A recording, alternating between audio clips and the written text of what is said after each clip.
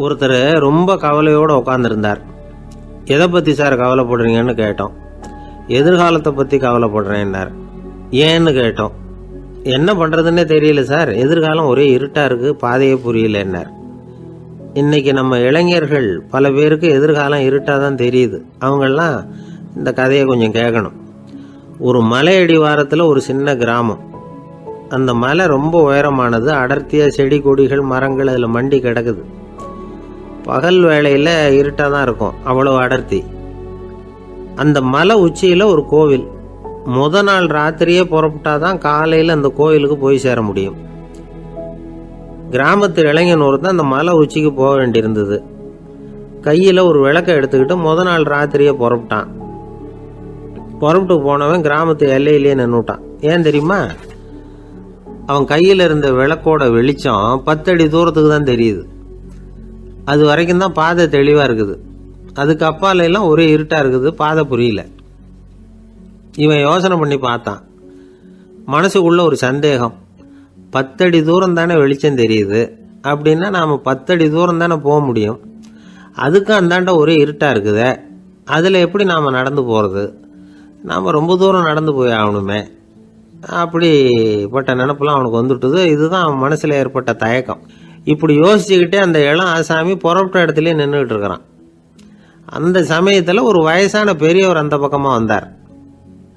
அவர் கையில் இதை விட சின்னதாக ஒரு விளக்கு வச்சுருந்தார். அது எப்படின்னா அது ஒரு 5 அடி தூரத்துக்கு தான் வெளிச்சம் காட்டுது. அவ்வளவு சின்ன விளக்கு. அவரும் மலை உச்சிக்கு போகிறதுக்காக தான் வந்துக்கிட்டு இருக்கிறார். அவரை பார்த்து இவன் கேட்டான், என்ன பெரியவரே, இவ்வளவு சின்ன விளக்கை வச்சுக்கிட்டு அவ்வளவு தூரத்துக்கு எப்படி மலையேற போகிறீங்க அப்படின்னு கேட்டான். நீ ஏன் இப்படி தயங்கிட்டே நிற்கிறேன்னு கேட்டார் பெரியவர். என்கிட்ட இருக்கிற விளக்கு 10 அடி தூரத்துக்கு தான் பாதையை காட்டுதுன்னா. இப்போ பெரியவர் சொன்னார், தம்பி, உன் கையில் இருக்கிற விளக்கு கொடுக்குற வெளிச்சத்தை வச்சு நீ முதல்ல 10 அடி தூரம் முன்னாடி போ. 10வது அடியில் போய் நின்றுக்கிட்டு பாரு, மறுபடியும் ஒரு 10 அடி தூரத்துக்கு பாதை தெரியும். இப்படி உன் கையில் இருக்கிற விளக்கு தொடர்ந்து வெளிச்சம் காட்டிக்கிட்டே இருக்கும். நீ முன்னேற முன்னேற அந்த வெளிச்சமும் முன்னேறும். அதனால் எத்தனை கிலோமீட்டர் தூரம் வேணும்னாலும் நீ இந்த 10 அடி தூரம் வெளிச்சத்தை வச்சுக்கிட்டே நீ போயிடலாம், புறப்படு அப்படின்னார். இப்போ தான் அந்த பெரியவர் சொன்னது இளைஞனுக்கு பளிச்சுன்னு புரிஞ்சுதான். உடனே உற்சாகமாக புறப்பட்டான், உச்சிக்கு போய் சேர்ந்தான்.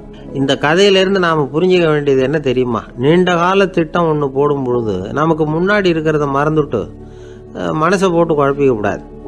உங்கள் கையில் என்ன இருக்கோ அதுலேயே உங்கள் எதிர்காலம் மறைஞ்சிருக்குது. கண் முன்னாடி தெரியறத வச்சு ஆரம்பிங்க, போக போக வழி தானாக புலப்படும் அப்படிங்கிறார் ஒரு பெரியவர். பெரிய பயணங்களையெல்லாம் இப்படி தான் நடத்த வேண்டியிருக்கும்.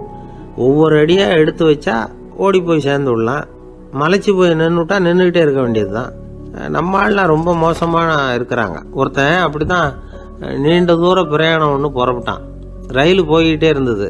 கொஞ்சம் தூரம் போச்சு, பாதி வழியில் கையில் வச்சுருந்த டிக்கெட்டை காற்றுல விட்டுட்டான். ஐயோ, என் டிக்கெட்டு போயிட்டுதே அப்படின்னு கத்த ஆரம்பிச்சிட்டான். பக்கத்தில் இருந்த பெரியவர் அவனை பார்த்து பரிதாபப்பட்டு, கவலைப்படாத தம்பி, போனால் போகுது, வேற டிக்கெட் வாங்கிக்கலாம் அப்படின்னு ஆறுதல் சொன்னார். அதுக்கு அவன் சொல்கிறான், சார், நான் அதுக்காக அழலை, அந்த டிக்கெட்டு கிடைச்சா தானே நான் எந்த ஊருக்கு போகணுங்கிறது எனக்கு தெரியும் அப்படிங்கிறான்.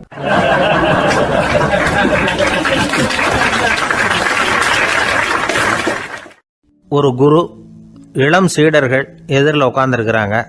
குரு பாடம் நடத்திக்கிட்டு இருக்கிறார். சீடர்களுக்கு ஒரு ஆசை, அதாவது ஒரு முக்கியமான மந்திரத்தை நம்ம குருநாதர்கிட்ட இருந்து கற்றுக்கணும் அப்படிங்கிறது அவங்க ஆசை. அது என்ன மந்திரம்னா, இறந்தவரை உயிர்ப்பிக்கக்கூடிய புனித மந்திரம். அதாவது செத்தவங்களுக்கு மீண்டும் உயிர் உண்டாக்குகிற மந்திரம். குருவே, தயவு பண்ணி அந்த மந்திரத்தை எங்களுக்கு உபதேசிக்கணும் அப்படின்னு கேட்டாங்க. அது ரொம்ப ஆபத்தானது, அது என்னத்துக்கு உங்களுக்கு வேண்டாமேன்னாராம் குரு. எங்களுடைய நம்பிக்கை உறுதிப்படுறதுக்காகத்தான் கேட்குறோம், வேற ஒன்றும் இல்லை அப்படின்னு நாங்களாம் சீடர்கள். பக்குவப்படாத அறிவுங்கிறது ரொம்ப ஆபத்தானது அப்படின்னாராம் குரு. இது சீடர்களுக்கு புரியல. அது எப்படிங்க பக்குவப்படாத அறிவு ஆபத்தானதுன்னு சொல்கிறீங்க, அப்படின்னா என்ன அப்படின்னு கேட்டிருக்காங்க சீடர்கள். குரு அதுக்கு விளக்கம் கொடுத்தாராம். அந்த மந்திரத்தை எப்போ பயன்படுத்தணுங்கிறது முக்கியம். அதை அறியக்கூடிய ஞானம் ஏற்படுகிற வரைக்கும் அதை தெரிஞ்சுக்காமல் இருக்கிறது தான் நல்லது, இல்லைன்னா ஆபத்துன்னாராம். ஆனால் அந்த சீடர்கள் அதை கேட்குற மாதிரி இல்லை, ரொம்ப பிடிவாதம் பண்ண ஆரம்பிச்சிட்டாங்க. சரி வாங்க சொல்கிறேன்னார் குரு. எல்லாரும் வந்தாங்க. அந்த புனித மந்திரத்தை அவங்களுக்கு ரகசியமாக உபதேசம் பண்ணார். உபதேசம் பண்ணிவிட்டு அவங்களுக்கு எச்சரிக்கையும் கொடுத்தார். இந்த மந்திரத்தை நல்லா ஆராய்ச்சி பார்த்ததுக்கு அப்புறம் தான் உச்சரிக்கணும், அவசரப்பட்டு எதுவும் செஞ்சிடக்கூடாது அப்படின்னு ஒரு தடவைக்கு பல தடவை எச்சரிக்கை கொடுத்தார். சரின்னு சொல்லிவிட்டு அவங்கெல்லாம் மந்திரத்தை கற்றுக்கிட்டு எழுந்திரிச்சு போயிட்டாங்க. ஒரு நாள் அந்த சீடர்கள் எல்லாம் மணற்பாங்கான இடத்துல அப்படியே நடந்து போயிட்டு இருக்கிறாங்க. ஒரு பாலைவன பகுதி மாதிரி ஒரு இடம். அங்கே ஒரு இடத்துல எலும்புகள் குவியலாக கிடந்தது. உடனே இந்த சீடர்கள் முன்ன பின்ன யோசிக்காம, தியானமும் பண்ணாம, அந்த மந்திரத்தோட பயனை சோதிச்சு பார்க்கணும் அப்படின்னு நினச்சிக்கிட்டு அந்த மந்திரத்தை உச்சரிக்க ஆரம்பிச்சிட்டாங்க. அவ்வளவுதான். உடனே என்னாச்சு தெரியுமா? அந்த எலும்புகள் எல்லாம் ஓநாய்களாக மாறி அவங்கள துரத்த ஆரம்பிச்சுட்டுது. சீடர்கள் எல்லாம் தலைதெறிக்க ஓட ஆரம்பிச்சிட்டாங்க. ஓநாய்களும் விடலை, அவங்கள துரத்தி பிடிச்சி கடிச்சு கொதற ஆரம்பிச்சுட்டுது. அப்போதான் அந்த சீடர்களுக்கு குரு சொன்ன அறிவுரையோட அர்த்தம் புரிஞ்சுது. பக்குவப்படாத அறிவு ஆபத்தானது அப்படிங்கிறது. அதனால் இதிலேருந்து நாம் தெரிஞ்சுக்க வேண்டியது என்னென்னா, நாம் நம்ம அறிவை வளர்த்துக்கிட்டா மட்டும் போதாது, அந்த அறிவை எப்போ எப்படி பயன்படுத்தணும் அப்படிங்கிற பக்குவமும் நமக்கு வரணும். அப்போ தான் வாழ்க்கை நல்லபடியாக அமையும். இல்லைன்னா இடைஞ்சல் தான். இந்த காலத்தில் சில சின்ன பிள்ளைங்களுக்கே அறிவு ரொம்ப பக்குவப்பட்டிருக்குங்கிறத உணர முடியுது. ஒரு சின்ன பையன் பள்ளிக்கூடத்தில் மார்க் லிஸ்ட் கொடுத்தாங்க, வாங்கிக்கிட்டு அவசரமாக வீட்டுக்கு ஓடினான். எதிரில் வந்த ஒருத்தர் கேட்டார், என்ன அவசரம், ஏன் இப்படி வேகமாக ஓடுறேன்னார். எங்கள் அம்மா கிட்ட அடி வாங்கணும், அதுக்காக தான் ஓடுறேன்னா. அடி வாங்கிறதுக்கா இவ்வளவு அவசரம்னார் அவர்.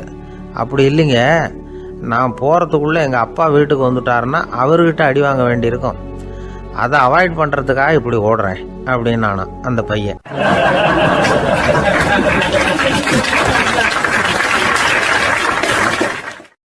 ஒரு தெருவில் சில சிறுவர்கள் விளையாடிக்கிட்டு இருந்தாங்க. ஏதோ ஒரு உயரமான கல்லை நடுத்தெருவில் வச்சு அதை சுற்றி சுற்றி ஓடி வந்துக்கிட்டு இருக்கிறாங்க. அது என்ன விளையாட்டோ அவங்களுக்கு தான் தெரியும். கொஞ்ச நேரம் அப்படி விளையாடிக்கிட்டு இருந்தவங்க விளையாடி முடிச்சதும் அந்த கல்லை நடுத்தெருவில் அப்படியே விட்டுட்டு அவங்கவுங்க வீட்டுக்கு ஓடி போட்டாங்க. அதுக்கப்புறம் அந்த வழியாக 2 பெண்கள் பேசிக்கிட்டே வந்தாங்க. பேச்சு சுவாரஸ்யத்தில் நடுத்தெருவில் இருந்த அந்த கல்லை கவனிக்கல, காலில் இடிச்சுட்டுது, லேசாக ரத்தம் வந்துட்டுது, வலி தாங்கலை. காலில் இடிச்சுக்கிட்ட பொண்ணு திட்ட ஆரம்பிச்சுட்டுது. வர வர ஊர் உலகம் ரொம்ப கெட்டு போச்சு, யாருக்கும் பொறுப்பே கிடையாது பாரு, இப்படி நடுத்தெருவில் பொறுப்பு இல்லாமல் இப்படி கல்லை போட்டு வச்சுருக்கிறாங்களே, இது நியாயமா அப்படின்னு சொல்லி இந்த சமூகத்தை கடுமையாக விமர்சனம் பண்ணிக்கிட்டே அவங்க போயிட்டாங்க. கொஞ்ச நேரம் கழித்து ஒரு வாலிபன் அந்த வழியாக வந்தான். அந்த கல்லை பார்த்தான், நின்னான், ஒரு நிமிஷம் யோசனை பண்ணான், என்ன பண்ணலாம்னு பார்த்தான். தன்னுடைய வீரத்தையும் பலத்தையும் காட்டணும்னு நினச்சான். பின்னாடி போனான். அப்புறம் வேகமாக ஓடி ஒரு சின்ன ஹை ஜம்ப் அப்படியே துள்ளி குதிச்சான். துள்ளி குதித்து தாண்டி அந்த பக்கமாக போய் விழுந்தான். அப்படியே விசில் அடிச்சுக்கிட்டு அவன் பாட்டுக்கு நடந்து போகிறான். அடுத்தபடியாக ஒரு காதல் ஜோடி அந்த வழியாக வந்தது. நடுத்தெருவில் கண்ணில் பட்டது. அவங்க 2 பேரும் ரொம்ப நெருக்கமாக சேர்ந்து வந்துக்கிட்டு இருக்கிறாங்க. நடுவில் கல் இருக்கிறதுனால கொஞ்ச நேரம் 2 பேரும் விலகி மறுபடியும் இந்த பக்கம் சேர்ந்து போகணும். கொஞ்ச நேரம் நாம் பிரிய வேண்டி இருக்குதே அப்படின்னு வருத்தத்தோட முணுமுணுத்துக்கிட்டே இந்த பக்கம் வந்தாங்க. அதுக்கப்புறம் வழக்கம் போல் சேர்ந்து அவங்க பாட்டுக்கு எதிர்காலத்தை பற்றி கற்பனை பண்ணிக்கிட்டே போயிட்டாங்க. கடைசியாக அந்த வழியாக பார்வை இல்லாத ஒருத்தர் வந்துக்கிட்டு இருக்கார். அவர் கையில் வழக்கமாக வச்சிருக்கிற அந்த ஊன்றுகோல், கையில் இருக்கிற அந்த ஊன்றுகோலால் தனக்கு முன்னாடி அப்படியும் இப்படியும் அப்படியே தட்டிக்கிட்டு பார்த்துக்கிட்டே அவர் மெதுவாக நடந்து வந்துக்கிட்டு இருக்கிறார்.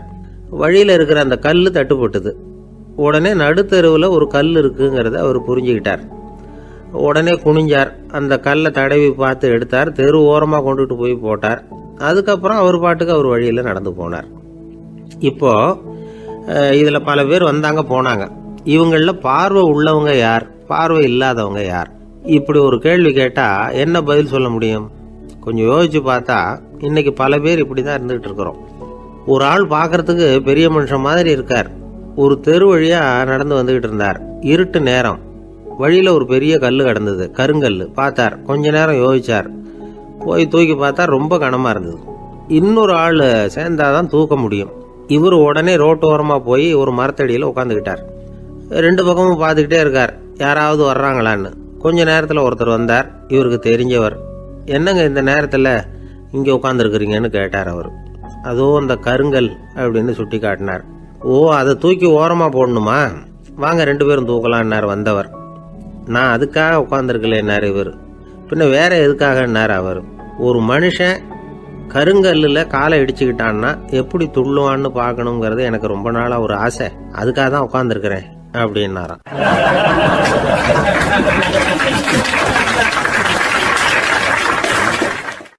இந்த உலகத்தில் எல்லாருக்கும் மகிழ்ச்சி தரக்கூடிய ஒரு பொருள் எது? இது ஒரு முக்கியமான கேள்வி. இந்த கேள்விக்கு பொருத்தமான ஒரு பதிலை உங்களால் சொல்ல முடியுமா? அதாவது கொஞ்சம் யோசித்து பார்த்தா பணம்னு சொல்லலாமா? இப்போ கையில் காசு இல்லாதவங்ககிட்ட ஒரு 10 ரூபாயை கொடுத்தா அது அவனுக்கு சந்தோஷத்தை கொடுக்கும். ஏற்கனவே வருமான வரி பிரச்சனையில் சிக்கி இருக்கிறவர்கிட்ட இன்னும் கொஞ்சம் பணம் இருந்தாங்கன்னு சொல்லி கொடுத்தோம்னா அது அவருக்கு சங்கடத்தை தான் கொடுக்கும். அதனால் அந்த கேள்விக்கு பணங்கிறது பொருத்தமான பதிலாக இருக்க முடியாது. கேள்வி என்னன்னா, இந்த உலகத்தில் எல்லாருக்கும் மகிழ்ச்சி தரக்கூடிய ஒரு பொருள் எது? சரி, இனிப்புன்னு சொல்லலாமா? ஏன்னா எல்லாருக்கும் இனிக்க தானே செய்யும். அதுலேயும் ஒரு சிக்கல் இருக்குது. சர்க்கரை வியாதிக்காரங்களுக்கு அது என்ன சந்தோஷத்தையாக கொடுக்கும்? ஆக எல்லாருக்கும் வேறுபாடு எதுவும் இல்லாமல் மகிழ்ச்சியை கொடுக்கக்கூடியது வேற ஏதோ ஒன்று இருக்குது. அது என்னன்னு கண்டுபிடிக்கணும். அதுதான் இன்றைக்கி தகவல். இப்போ அதை கண்டுபிடிக்கணும்னா இந்த கதையை கேட்கணும். அது என்ன கதைன்னா, ஒரு ஊரில் ஒரு ராஜா இருந்தார். அவருக்கும் இதே சந்தேகம் வந்துட்டுது. அதாவது எல்லாருக்கும் இன்பம் தரக்கூடிய பொருள் எது அப்படின்னு. இதுக்கு பதில் தெரிஞ்சுக்கிறதுக்கு ஆசைப்பட்டார். சரி, அதுக்கு என்ன செய்யலாம்னு யோசனை பண்ணார். நாட்டு மக்களுக்கு பகிரங்கமாக ஒரு அறிவிப்பு கொடுத்தார். நம்ம நாட்டு மக்கள் இன்பம் தரக்கூடிய பொருள் எதுன்னு நினைக்கிறாங்களோ அதை கொண்டுகிட்டு வந்து அரண்மனையில் உள்ள கண்காட்சி மண்டபத்தில் வைக்கலாம். அப்படி அவங்க வைக்கிற பொருள்களில் எது எல்லாருக்கும் இன்பம் தரக்கூடியதாக இருக்குமோ அதை வச்சவருக்கு 1000 பொற்காசுகள் பரிசு அப்படின்னு அறிவிப்பு கொடுத்துட்டார். ஜனங்கள் இந்த அறிவிப்பை கேட்டாங்க. அதுக்கப்புறம் சும்மா இருப்பாங்களா? 1000 பொற்காசுன்னா சும்மாவா? அவங்க கையில் என்னென்ன கிடைச்சதோ அதையெல்லாம் கொண்டாந்து அரண்மனை காட்சி மண்டபத்தில் வச்சுட்டாங்க. அதுக்கப்புறமா ராஜா அங்கே வந்தார். ஒவ்வொன்றா பார்த்துக்கிட்டே வந்தார். முதல்ல ஒரு குயில் இருந்தது, இனிமையாக பாடக்கூடிய குயில். இந்த குயிலோட இன்னிசை எல்லாருக்கும் இன்பம் தரக்கூடியது தான். இருந்தாலும் காது கேட்காதவங்களுக்கு இந்த இசை எப்படி இன்பம் தர முடியும்? அதனால் இது சரியில்லைன்னு விட்டார். அடுத்தபடியாக போனார். அங்கே என்ன வச்சுருக்குறாங்கன்னு பார்த்தா ஒரு அழகான மயில் அங்கே தோகை விரித்து ஆடிக்கிட்டு இருக்குது. இந்த மயிலோட ஆட்டம் மனசுக்கு இன்பம் தரக்கூடியது தான். இருந்தாலும் பார்வை இல்லாதவங்க இந்த ஆட்டத்தை பார்த்து ரசிக்க முடியுமா? முடியாது. அதனால் இதுவும் சரியில்லை அப்படின்னு சொல்லிவிட்டார். அதுக்கு அடுத்தபடியாக போனார். பல வகையான இனிப்பு பண்டங்களை வச்சுருந்தாங்க. பார்த்தார், வயசானவங்களுக்கும் நோயாளிகளுக்கும் இது இன்பம் தராது, துன்பம் தான் கொடுக்கும் அப்படின்னார். இப்படி ஒவ்வொன்றா பார்த்துக்கிட்டே போகிறார். அழகான மலர்கள், கனிகள், ஓவியங்கள் எதுவுமே பொருத்தமாக தெரியல. சகல பேருக்கும் இன்பம் தரக்கூடிய வகையில் எதுவும் இல்லை. கடைசியாக வந்தார். அங்கே ஒரு களிமண் பொம்மை இருந்தது. அது என்ன பொம்மை தெரியுமா? பசியால் வாடி இருக்கிற ஒருத்தருக்கு ஒரு அம்மா இனிமையாக பேசிக்கிட்டு சோறு போடுறது மாதிரி அந்த பொம்மையை செஞ்சுருந்தாங்க. அதுக்கு கீழே அன்பு அப்படின்னு எழுதியிருந்துதான். ராஜா பளிச்சுன்னு ஒரு முடிவுக்கு வந்தார். அந்த பொம்மையை செஞ்ச சிற்பியை வரவழைச்சார், பரிசு கொடுத்தார். அன்பு ஒன்று தான் எல்லாருக்கும் இன்பம் அளிக்கக்கூடிய பொருள். காது கேட்காதவங்களும் அதை கேட்க முடியும், பார்வை இல்லாதவங்களும் அதை பார்க்க முடியும், குழந்தைகளும் அதை உணர முடியும் அப்படின்னு அதுக்கு விளக்கம் கொடுத்தார் அந்த மன்னர். இந்த உலகத்தில் எல்லாருக்கும் மகிழ்ச்சி தரக்கூடிய ஒரு பொருள் அன்பு தான். அதை புரிஞ்சுக்கிட்டு தான் சில கணவன்மார்கள் மனைவி பேரில் ரொம்ப அன்பை காட்டிக்கிறது வழக்கம். ஒரு வீட்டு வாசப்படி பக்கமாக மழைக்கு ஒதுங்கினார் ஒருத்தர். மழை தூரிக்கிட்டு இருந்தது, இருட்டு நேரம். அந்த வீட்டில் இருந்தவர், இன்னைக்கு ராத்திரி வேணும்னா இங்கேயே தங்கிட்டு காலையில் போங்க அப்படின்னார். உடனே இவர் சொன்னார், ரொம்ப நன்றிங்க, ஒரு 10 நிமிஷத்தில் ஏதோ வந்துவிடுறேன் அப்படின்னு சொல்லிவிட்டு எங்கேயோ ஓடினார். 10 நிமிஷம் கழித்து திரும்பி வந்தார். ஆமாம், எங்கே போயிட்டு வந்தீங்கன்னு கேட்டார் வீட்டில் இருந்தவர். நேராக எங்கள் வீட்டுக்கு போய் மனைவி கிட்ட இன்னைக்கு ராத்திரி இங்கேயே தங்கிக்கிறேன்னு சொல்லிவிட்டு வந்துட்டேன் அப்படின்னார் அவர். அன்புல இது ஒரு ரகம்.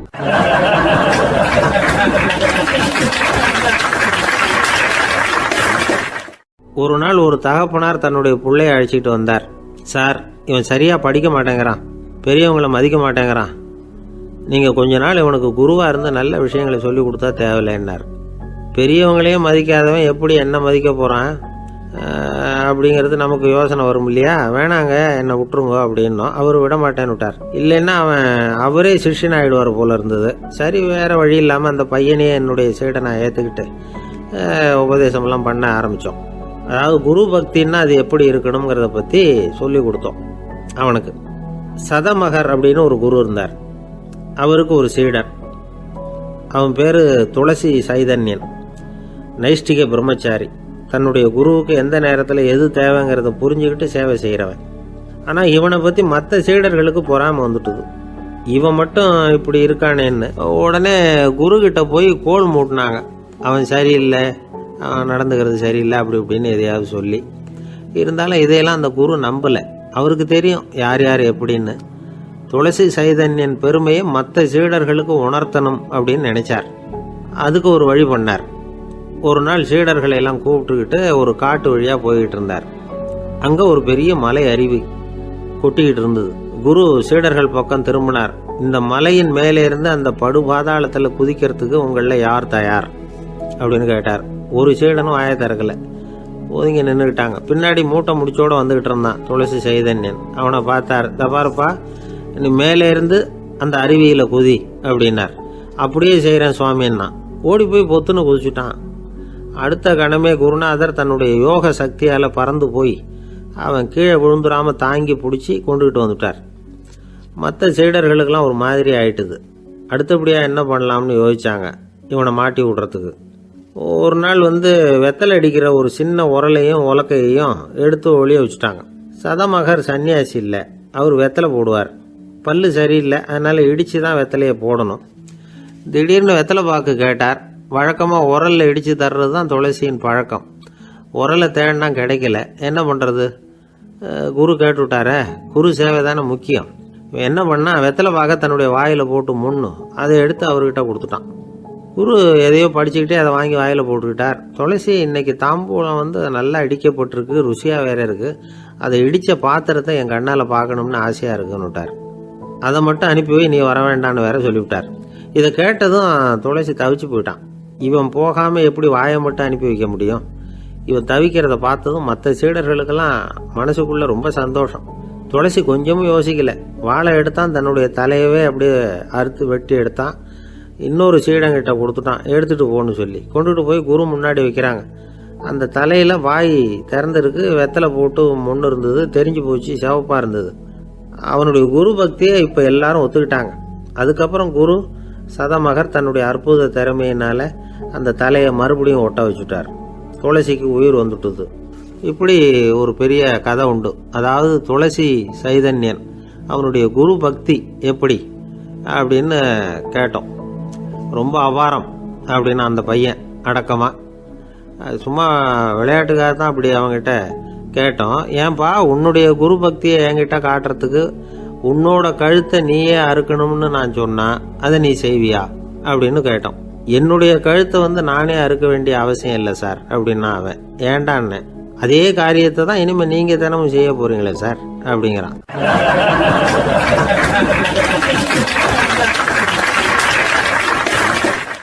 இந்த உலகத்தில் எவ்வளவோ உயிரினங்கள் இருக்கு, ஒவ்வொன்றும் ஒவ்வொரு விதமாக சண்டை போடுது. இப்போ 2 மாடு சண்டை போட்டுக்குதுன்னு வச்சுங்க, என்ன பண்ணும்? 2 முட்டிக்கும். அதுக்கு சண்டை போடுறதுக்கு ஆயுதமாக உபயோகப்படுறது அதோட கொம்பு. 2 சேவல் சண்டை போட்டுக்குதுன்னு வச்சுங்க, அதுக்கு ஆயுதமாக உபயோகப்படுறது அதோட கால் நகம். காலால் தான் அது ஒன்றோட ஒன்று சண்டை போட்டுக்கும். ஆனால் 2 மனுஷன் சண்டை போட்டுக்கிறான்னு வச்சுங்க, இவன் இன்னதை தான் ஆயுதமாக உபயோகப்படுத்துவான்னு குறிப்பிட்டு சொல்ல முடியாது. கல்லை எடுப்பான், கத்தி எடுப்பான், துப்பாக்கி எடுப்பான், என்ன வேணாலும் பண்ணுவான். வாயால் திட்டுவான், கையால் அடிப்பான், காலால் உதைப்பான், சகலகலாக வல்லவன். விலங்குகள்லாம் பொதுவாக வாயை சாப்பிட்றதுக்கு மட்டும்தான் உபயோகப்படுத்துது. ஆனால் இவனுக்கு சாப்பிட்றதுக்கும் அதுதான், சாப்பிட்டு விட்டு திட்டுறதுக்கும் அதுதான். ஆனால் ஒரு விஷயத்தில் மட்டும் கெட்டிக்கிறேன். அதாவது நாம் சண்டை போட்டுக்கிட்டாலும் பரவாயில்லை, கோழிகள் சண்டை போடாமல் இருக்கணும் அப்படின்னு ஆசைப்படுறான். எதுக்காக?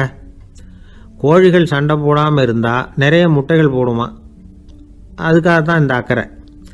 கோழி பண்ணை வச்சிருக்கிறவங்களுக்கு இது ஒரு பெரிய பிரச்சனை.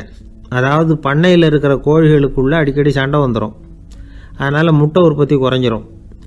சரி, இதுக்கு என்ன பண்ணுறது? பண்ணையில் போய் உட்காந்துக்கிட்டு தினமும் பஞ்சாயத்து பேசிகிட்டு இருக்க முடியுமா?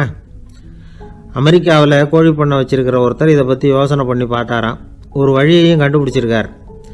கோழிக்கெல்லாம் மூக்கு கண்ணாடி மாட்டி விட்டுட்டோம்னா அது சண்டை போடுற குணம் குறைஞ்சிரும், முட்டை அதிகமாகிடும் அந்த கண்ணாடியில் உள்ள லென்ஸு சிவப்பு நிறத்தில் இருக்கணும், அவ்வளவுதான் அப்படின்னு அவர் கண்டுபிடிச்சாராம்.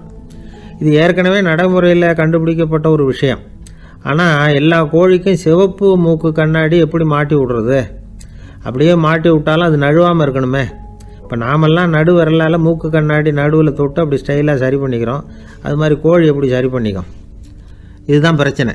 இதுக்கு அவர் என்ன வழி கண்டுபிடிச்சாருன்னா, கோழிக்கெல்லாம் மூக்கு கண்ணாடிக்கு பதிலாக விழியொட்டு வில்லைகள், கான்டாக்ட் லென்ஸ், அதை பொருத்தி விட்டா என்ன அப்படின்னு யோசனை பண்ணார். அதே மாதிரி பண்ணார். அதே மாதிரி செஞ்சு பார்த்தார், வெற்றி.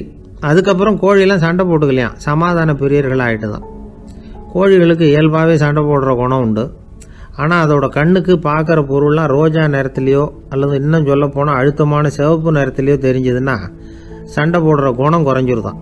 அந்த சமயத்தில் அது அதிகமாகவும் முட்டையிட ஆரம்பிச்சுடுதான். அதே நேரத்தில் இறை எடுக்கிறத கூட குறைச்சிக்குதான். இது ஏன் இப்படி பண்ணுதுங்கிறது விஞ்ஞானிகளுக்கு இன்னமும் புரியலையா.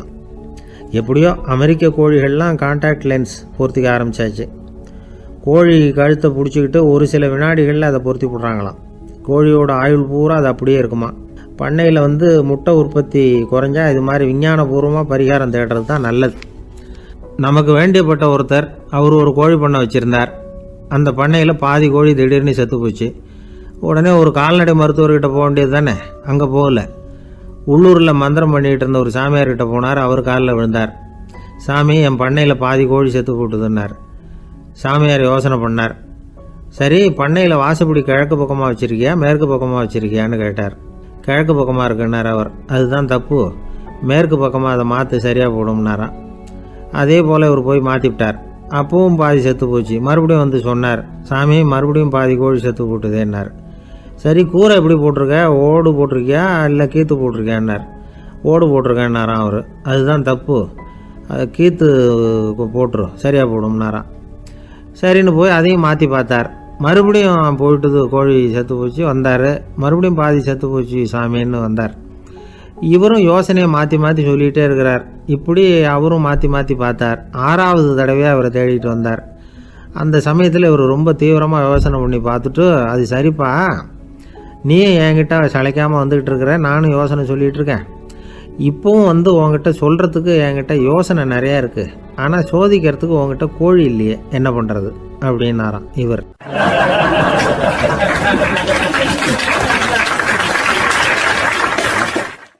ஆசைப்படுறதுல தப்பு இல்லை. ஆனால் அந்த ஆசை தேவைக்கு தகுந்த மாதிரி இருக்கணும். தேவைக்கு மீறிய ஆசைகள் இருக்கு பாருங்க, அது தேவையில்லை. இந்த கருத்தை வலியுறுத்தது மாதிரி ஒரு கதை உண்டு.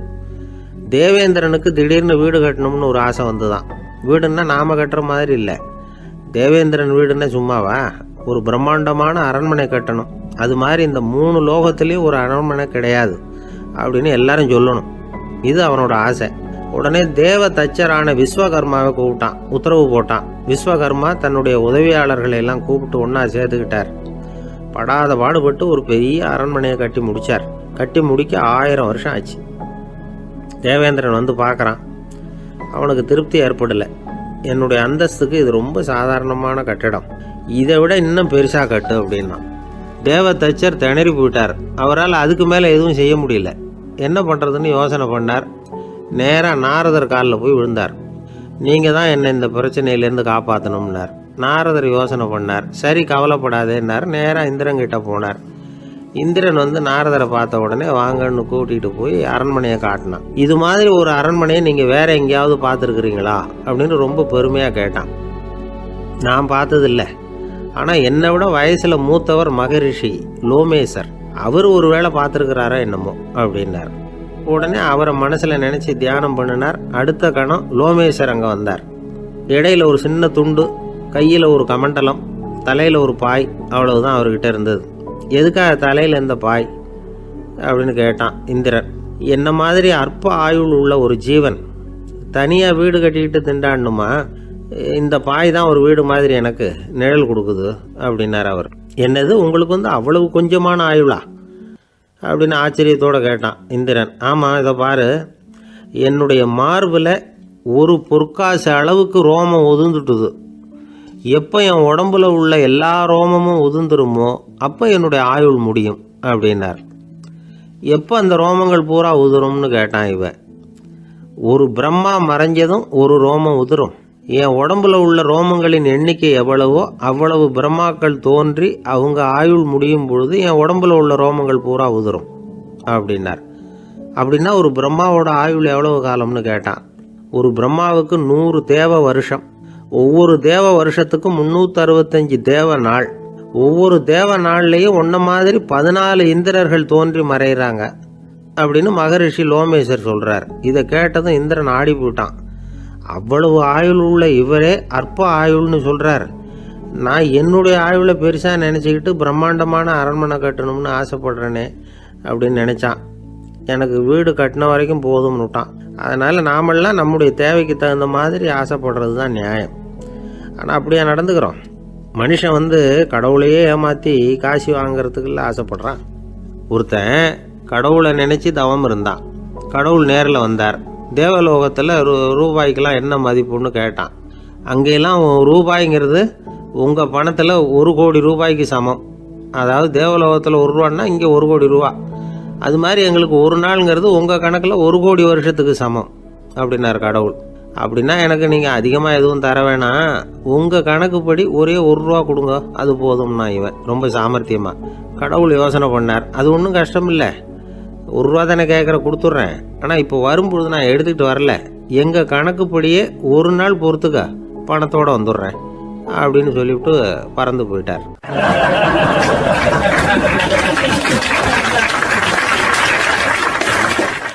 பறந்து போய்கிட்டு இருந்தார். அவர் தோளில் ஒரு பெரிய துணி மூட்டை, அதை சுமந்துக்கிட்டு கடத்தெருவை நோக்கி அவர் போய்கிட்டு இருக்கிறார். வழியில் அவரை சந்திச்சார் உமர். அவர் கேட்டார், கலீஃபா அவர்களே, எங்கே புறப்பட்டுட்டீங்க அப்படின்னு கேட்டார். கலீஃபான்னா ஆட்சித்தலைவர்னு அர்த்தம். இதுக்கு அவர் சொன்னார், நான் துணி வணிகம் செய்கிறவன், அதனால் துணி வியாபாரம் செய்கிறதுக்காக போயிட்டுருக்கிறேன்னார். நீங்கள் இப்போ இந்த நாட்டுக்கு ஆட்சித்தலைவர், ஆட்சி பொறுப்பில் இருக்கிறீங்க, நீங்கள் வியாபாரம் செய்ய போட்டால் அரசு பணிகளை செய்கிறது யார் அப்படின்னு கேட்டார் அவர். நான் அரசு பணிகளை மட்டுமே செஞ்சுக்கிட்டு இருந்தா என் குடும்பத்தை காப்பாற்றுறது யார் அப்படின்னு கேட்டார் அவர். இப்படி கேட்டவர் யார் தெரியுமா? அவர் தான் அபூபக்கர், இறை தூதர் முகமது அவர்களுக்கு பிறகு கலீஃபாவாக தேர்ந்தெடுக்கப்பட்டவர். அப்போலாம் ஆட்சி தலைவர்களுக்கு சம்பளம்னு எதுவும் கிடையாது. இந்த பிரச்சனையை எப்படி தீர்க்கிறதுன்னு யோசனை பண்ணார் உமர். அபு உபைதா அவர்கள்கிட்ட அழைச்சிட்டு போனார். அவர் யாருன்னா, அவர் தான் பொது நிதி கருவூலத்தின் பொறுப்பாளர். அவர்கிட்ட பிரச்சனையை சொன்னார். இது மாதிரி ஆட்சி தலைவருக்கு பொது நிதியிலிருந்து ஊதியம் அளிக்க முடியுமான்னு கேட்டார். பொது நிதி விதிகளின்படி அதுக்கு சாத்தியம் இல்லைன்னு சொல்லிவிட்டாரு அவர். சரி, வேற ஏதாவது வழி இருக்குதான்னு கேட்டார் உமர். அபு உபைதா கொஞ்சம் யோசனை பண்ணி பார்த்தார். அப்புறமா சொன்னார், மக்காவிலிருந்து மதீனாவுக்கு குடிபெயர்ந்து வந்த அகதிகளுக்கு நிதி உதவி அளிக்கிறதுக்கு விதிகளில் இடம் இருக்கு. அப்படி பார்த்தா அபூபக்கரும் அகதி தானே, அதனால எல்லா அகதிகளுக்கும் கொடுக்கறது மாதிரியே அவருக்கும் ஒரு தொகை அளிக்கலாம்னார். கலீஃபா அபூபக்கருக்கு இந்த அகதி உதவி தொகையைத்தான் கொடுத்துட்டு வந்தாங்களாம். குடும்ப செலவுக்கு அது போதுமானதா இல்லை. இருந்தாலும் கலீஃபாங்கிறதுக்காக மற்ற அகதிகளை விட அதிகமாக தொகையை பெற அவர் விரும்பல. மார்பு பக்கம் கிழிஞ்சிருந்த ஒரு மேலாடையை தான் அவர் அணிஞ்சிருந்தார். அவருடைய துணைவியார் அஸ்மா, அவங்க ஒரு நாள் தேன் அருந்த ஆசையாக இருக்குன்னாங்களாம். நமக்கு கிடைக்கிற ஊதியம் குடும்ப செலவுக்கே போதுமானதா இல்லையே, இந்த நிலையில் தேன் வாங்கிறதுக்கு காசுக்கு நான் எங்கே போவேன்னு இருக்கார் அவர். கொஞ்ச நாள் கழித்து அவங்க ஒரு தொகையை அவர்கிட்ட கொடுத்து தேன் வாங்கிட்டு வர சொன்னாங்களாம். இவருக்கு ஆச்சரியம், ஏது இந்த பணம்னு கேட்டிருக்காரு. நீங்கள் தினமும் குடும்ப செலவுக்காக கொடுத்துக்கிட்டு வந்த பணத்தில் கொஞ்சம் கொஞ்சமாக மிச்சப்படுத்தி வச்சேன்னாங்களாம். அபூபக்கர் அந்த பணத்தை எடுத்துக்கிட்டு நேராக பொது நிதி கருவூல பொறுப்பாளர்கிட்ட போனார். இந்த பணத்தை பொது நிதியில் சேர்த்துருங்க, இது அதிகப்படியாக எனக்கு தரப்பட்டு வந்த ஊதியம், அடுத்த மாதத்துலேருந்து இந்த தொகையை குறைச்சிங்கன்னு வேற சொல்லிவிட்டாராம். பசியை தணிக்க தேவையான அளவு உணவு, ஒரு ஜோடி உடை, இதை தவிர கூடுதலாக மக்கள் பொது நிதியிலிருந்து வாங்கிக்கிறதுக்கு என் குடும்பத்தாருக்கு உரிமை இல்லை அப்படின்னு சொல்லி கண்டிப்பாக சொல்லிவிட்டாராம். அவர் வாங்கிட்டு வந்த இந்த குறைந்த ஊதியம் கூட அவர் மனசை உறுத்திக்கிட்டே இருந்தது. கடைசி நேரம் அவர் தம்முடைய மகள் ஆயிஷா அவர்களை அழைச்சார். மகளே, இதுவரைக்கும் பொது நிதியிலிருந்து நான் வாங்கிட்டு வந்த தொகை என்னுடைய இதயத்தில் பாரமாக அழுத்திக்கிட்டு இருக்கு. என் தோட்டத்தை விற்று அதில் வர்ற பணத்திலிருந்து நான் இதுவரைக்கும் வாங்கிட்டு வந்த ஊதிய தொகையை கணக்கு போட்டு பொது நிதியில் சேர்த்துடு அப்படின்னாராம்.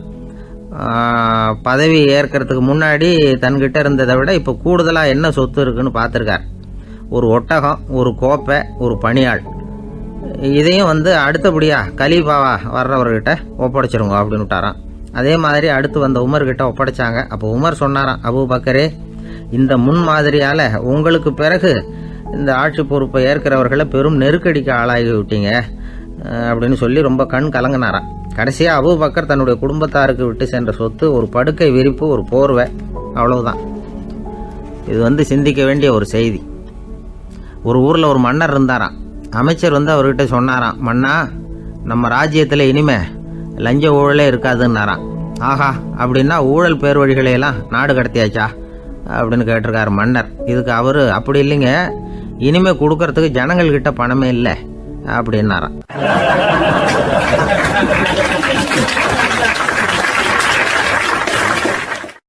இயேசுநாதர்கிட்ட ஒருத்தர் கேட்டாராம், இயேசுவே, என்னை எவ்வளவு நேசிக்கிறீர்கள் அப்படின்னு.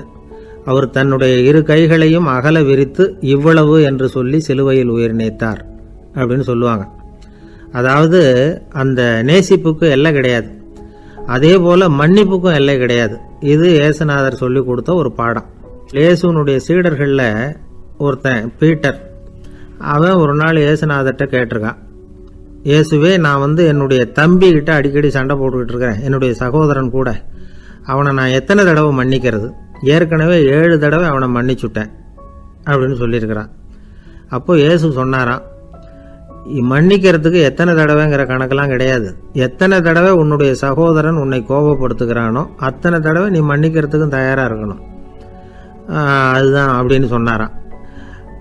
அப்போ இவனுக்கு ஒன்றும் புரியல, இது என்ன அவன் தப்பு பண்ணிக்கிட்டே இருப்பான், நாம் மன்னிச்சுக்கிட்டே இருக்கிறதா அப்படிங்கிறது மாதிரி குழப்பமாக இருந்திருக்கிறான். அப்போ இயேசுநாதர் தன்னுடைய சீடன் பீட்டர்கிட்ட ஒரு கதை சொன்னாராம்.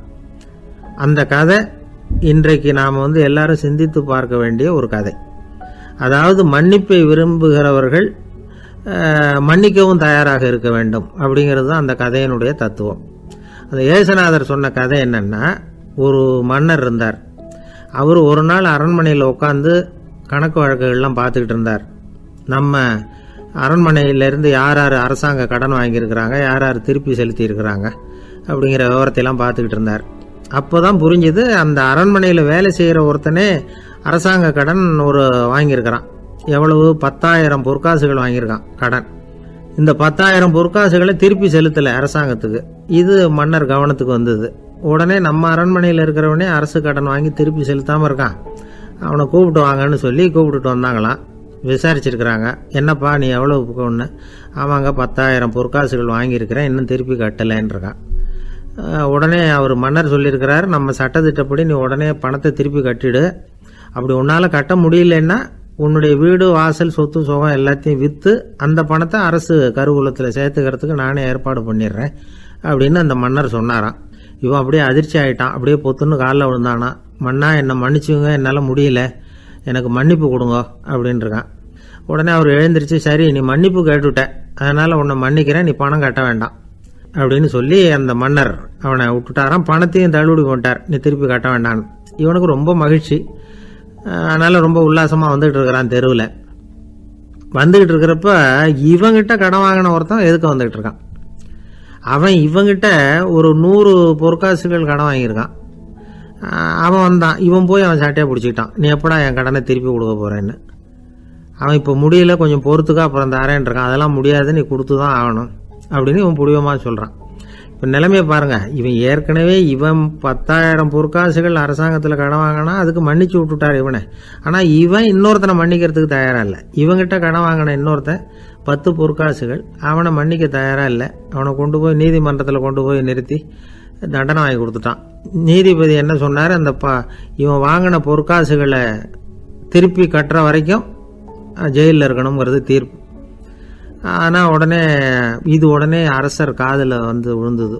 சொல்லிட்டாங்க, உங்ககிட்ட மன்னிப்பு வாங்கிட்டு போனானே ஒருத்தன், அவன் இன்னொருத்தனை மன்னிக்கிறதுக்கு தயாராக இல்லை, அவனை கொண்டு போய் ஜெயிலில் அடைச்சிட்டான் அப்படின்னு. உடனே மன்னர் பார்த்தார், இவனை மறுபடியும் கூப்பிட்டு வர சொன்னார். தபாரப்பா, நான் உன்னை மன்னிச்சு விட்டேன், ஆனால் நீ இன்னொருத்தனை மன்னிக்கிறதுக்கு தயாராக இல்லை, அதனால் என்னுடைய தீர்ப்பையும் மாத்துறேன், நீயும் அரசு கடன் தீர்ற வரைக்கும் ஜெயிலில் தான் இருக்கணும் அப்படின்னு சொல்லி ஜெயிலுக்கு அனுப்பிச்சிட்டாராம். இப்படி ஒரு கதையை இயேசுநாதர் தன்னுடைய சீடருக்கு சொன்னதாக ஒரு வரலாறு. அது என்ன, அதிலேருந்து நாம் புரிந்து கொள்ள வேண்டியதுன்னா, நாம் மன்னிக்கப்படணும்னு நாம் விரும்புகிறோம்னா நாம் இன்னொருத்தரை மன்னிக்கிறதுக்கு தயாராக இருக்கணும். அதனால் நாம் இன்னொருத்தரை யாரையும் மன்னிக்க மாட்டோம், ஆனால் என்ன இன்னொருத்தர் மன்னிக்கணும் அப்படிங்கிறது மாதிரி செய்யக்கூடாதுன்னு சொல்லுவாங்க. அது மாதிரி நாம் இப்போ இது தப்பாக புரிஞ்சுக்கிறவங்களும் இருக்கிறாங்க. பாவம் மன்னிப்புங்கிறதெல்லாம் எதுக்குன்னா, அதாவது மறுபடியும் பாவம் செய்யாமல் இருக்கிறதுக்காக தான். அதான் மன்னிக்கிறாரே அப்படிங்கிறதுக்காக மறுபடியும் பாவம் பண்ணிகிட்டு இருக்கிறது இல்லை. அதான் ஒருத்தர் கேட்டாராம், பாவத்திலேருந்து மன்னிப்பு கிடைக்கணும்னா நீ என்ன செய்யணும் அப்படின்னு கேட்டிருக்கார். அதுக்கு அவன் சொல்லியிருக்கிறான், நான் முதல்ல பாவம் செய்யணும், அப்போ தான் நான் மன்னிப்பு கிடைக்கும் அப்படின்னு நானா. இப்படிப்பட்டவர்கள் தான் இன்றைக்கி உலகத்தில் அதிகமாக இருக்கிறாங்க. அதனால் இந்த மன்னிப்பின் மகத்துவங்கிறது இயேசுநாதர்கிட்டேருந்து தான் நாம் புரிஞ்சுக்கணும். அந்த இயேசு சொன்ன அந்த மன்னிக்கிற மனோபாவம் இருந்தால் இன்றைக்கி உலகம் பூராவும் அமைதி பூங்காவாக இருக்கும். அதில் ஒன்றும் ஆச்சரியமே இல்லை, அதில் ஒன்றும் சந்தேகமும் இல்லை. அதனால் மன்னிக்கிற மனோபாவத்தை நாம் எல்லாரும் நமக்குள்ளே வளர்த்து கொள்ள வேண்டும் அப்படிங்கிறது தான் நாம் இன்றைக்கு எல்லோரும் சிந்தித்து பார்க்க வேண்டிய ஒரு செய்தி. ஒரு நண்பர் இருக்கார், எப்போ பார்த்தாலும் கையில் ஒரு புத்தகம் இருக்கும்.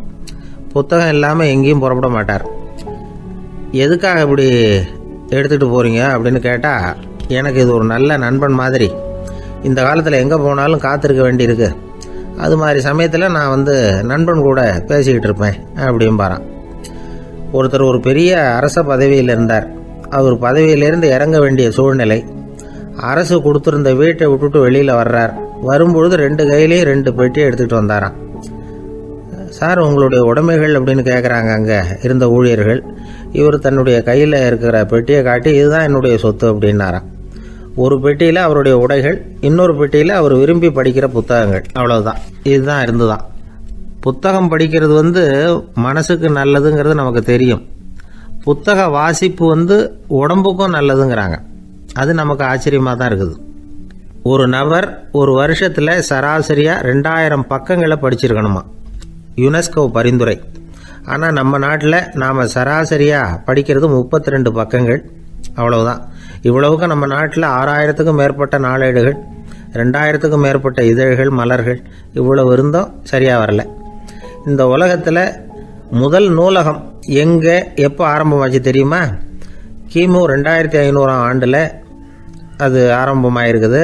பாபிலோனியாவில் அமில் அணு அப்படிங்கிற அரசன் தான் நூலகத்தை உருவாக்கி இருக்கிறான். அப்போல்லாம் தாள் கிடையாது, களிமண் தான். களிமண் பலகைகளில் எழுதி அது தொகுத்து அப்படியே நூலாக்கி அதை நூலகத்தில் வச்சுருப்பாங்களாம். அரசருடைய நூலகத்தில் 1000க்கும் மேற்பட்ட நூல்கள் இருந்ததாக வரலாற்று குறிப்பு இருக்குது. அது மட்டும் இல்லை, அந்த நூலகத்தில் பொருள் வாரியாக, அதாவது சப்ஜெக்ட் வாரியாக புத்தகங்களை வகைப்படுத்தி வச்சுருந்தாங்களாம். அதில் மிச்சம் இருந்த ஒரு 25 களிமண் பலகை புத்தகங்கள் இன்றைக்கும் பிரிட்டிஷ் அருங்காட்சியகத்தில் இருக்குதான். அச்சு தாள் இதெல்லாம் ஏற்பட்டதுக்கப்புறம் அமைக்கப்பட்டது தான் பிரான்சில் இருக்கக்கூடிய பாரிஸ் நூலகம். 1480 பிரெஞ்சு மன்னர் 11ஆம் லூயி இந்த நூலகத்தை அமைச்சாராம். ஆனால் அப்போல்லாம் அரசர்கள் மட்டும்தான் நூலகத்தை பயன்படுத்த முடியுமா.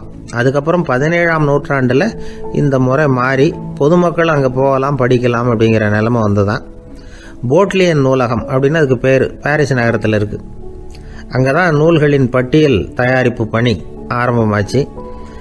கல்வி வளர்ச்சியையும் நூலகத்தையும் இணைச்சவர் நெப்போலியன் போனபார்ட். முன்பணம் செலுத்தி புத்தகத்தை படிக்கிற முறையையும் அவர் தான் கொண்டுட்டு வந்தாராம். மக்கள்கிட்ட வசூலிக்கிற வரியின் ஒரு பகுதியை நூலகத்துக்கு பயன்படுத்தினவரும் அவர் தானா. நெப்போலியன் நூலகத்தில் உலகத்தில் உள்ள எல்லா மொழி நூல்களும் இருக்குதான். அங்கே ஒரு தமிழ் நூலும் இருந்திருக்குது. அது என்னென்னா கம்பராமாயணம். சோவியத் யூனியனுக்கு படையெடுத்து போனப்போ அங்கேருந்து லட்சக்கணக்கான புத்தகங்களை இந்த பனிச்சறுக்கு வாகனங்கள் இருக்குல்ல, அதில் கொண்டுகிட்டு வந்ததாக வரலாறு. அடுத்தபடியாக குறிப்பிட்டு சொல்லத்தக்க நூலகம் எதுன்னா பிரிட்டிஷ் நூலகம். மிக பழைய கையெழுத்து பிரதியெல்லாம் கூட அங்கே இருக்குது. 1753 ஆரம்பமாச்சு. அதில் உள்ள நூல்களை வரிசையாக அடுக்கினா 180 கிலோமீட்டர் நீளத்துக்கு வருமா. மிகப்பெரிய நூலகம் அமெரிக்க தலைநகர் வாஷிங்டனில் இருக்குதான். இந்தியாவை பொறுத்த வரைக்கும் பெரிய பழைய நூலகம் எதுன்னா கல்கத்தா நூலகம். எல்லா இந்திய மொழி நூல்களும் இங்கே உண்டு. மகாகவி பாரதியார் நடத்தின இந்தியாங்கிற இதழின் எல்லா பிரதிகளும் அங்கே பாதுகாப்பாக இருக்குது. படிக்கும் பழக்கம் இங்கே வளர வேண்டியிருக்குது. ஒருத்தர்கிட்ட ஒரு புஸ்தகத்தை கொடுத்து விமர்சனம் எழுத சொல்லியிருந்தாங்க. கொஞ்ச நாள் கழித்து அவரை போய் பார்த்து, என்னங்க புஸ்தகத்தை படித்து பார்த்தீங்களா அப்படின்னு கேட்டாங்களாம். இதுக்கு அவர் சொல்லியிருக்கிறார், இன்னும் நான் படித்து பார்க்கலிங்க, இப்போ தானே விமர்சனமே எழுதி முடிச்சிருக்கிறேன் இனிமே தான் படிக்கணும் அப்படின்னாராம்.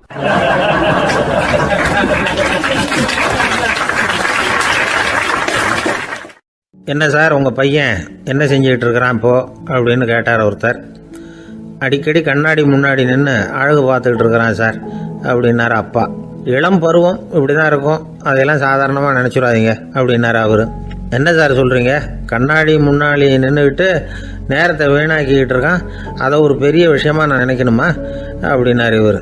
இளம் பருவத்தில் இளைஞர்களுக்கும் சின்ன பொண்ணுங்களுக்கும் அடிக்கடி கண்ணாடியில் பார்க்கணும்னு தோணும். அது வெறுமனே அழகு பார்க்கறது மட்டும் இல்லை, அவங்க தங்களையே தேடி கண்டுபிடிக்கிற ஒரு முயற்சி அது. இது ஒரு மனோதத்துவ விளைவு.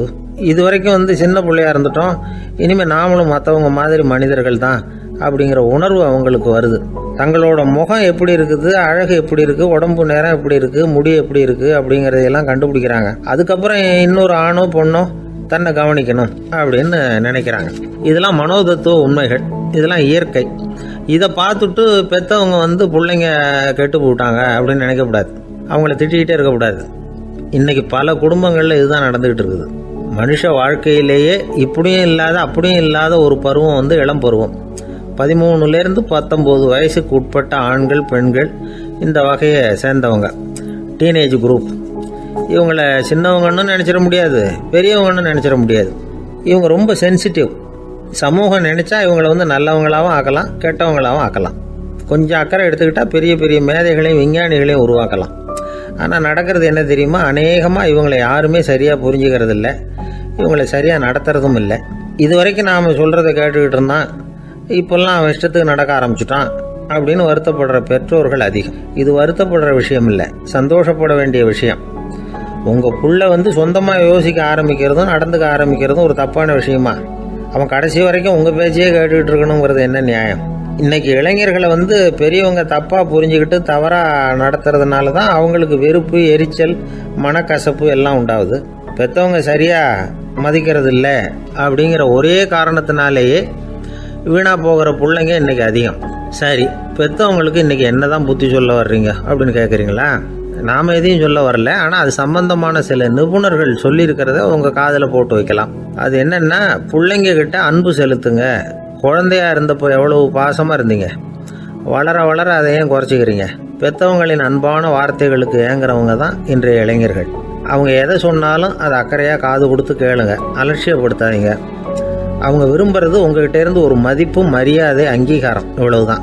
அவங்க அவங்களாவே முடிவுகள் எடுக்கட்டும், அதுக்கு நீங்கள் உதவியாக இருங்க, அது போதும். மற்றவங்க முன்னாடி, முக்கியமாக அவங்க நண்பர்கள் முன்னாடி அவங்கள பற்றி மட்டமாக பேசாதீங்க. அவங்கக்கிட்ட பொய் சொல்லக்கூடாது. நீங்கள் சொன்னது பொய்ன்னு தெரிஞ்சு போச்சுன்னா உங்கள் பேரில் அவங்களுக்கு இருக்கிற மதிப்பு போயிடும், நம்பிக்கை போயிடும். அவங்களுக்கு முன்னாடி நீங்கள் சண்டை போடக்கூடாது. உங்கள் பிள்ளைய எப்பவும் இன்னொரு பிள்ளையோட ஒப்பிட்டு பேசுகிற வேலையே வேணாம். கூட பிறந்த மற்றவங்களோட கூட ஒப்பிடக்கூடாது.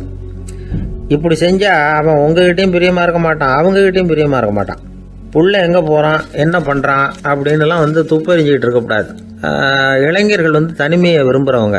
அவங்கள பெட்டியில் வச்சு மூடி பாதுகாக்கணும்னு நினைக்கக்கூடாது. அவங்கள எப்படி பாதுகாக்கிறது அப்படிங்கிறது அவங்களுக்கே தெரியும். உங்கள் புள்ள எப்படி நடந்துக்கணும்னு நீங்கள் எதிர்பார்க்குறீங்களோ அது மாதிரி நீங்கள் நடந்து காட்டுங்க, அது போதும். ஒரு வீட்டில் அப்பாவும் அம்மாவும் பேசிக்கிட்டு இருக்கிறாங்க.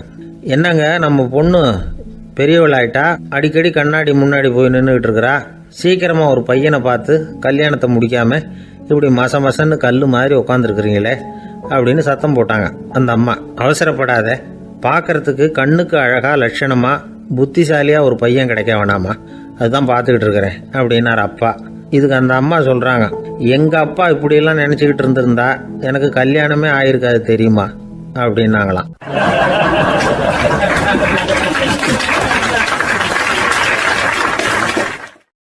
ஒருத்தர் ரொம்பவும் மகிழ்ச்சியாக வந்துக்கிட்டு இருந்தார். என்ன விஷயம்னு விசாரித்தேன்.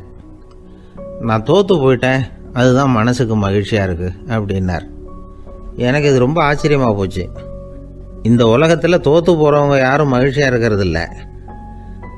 அப்படி இருக்கிறப்ப இவர் இப்படி சொல்கிறாரே, எங்கே தோற்று போனீங்கன்னு கேட்டேன்.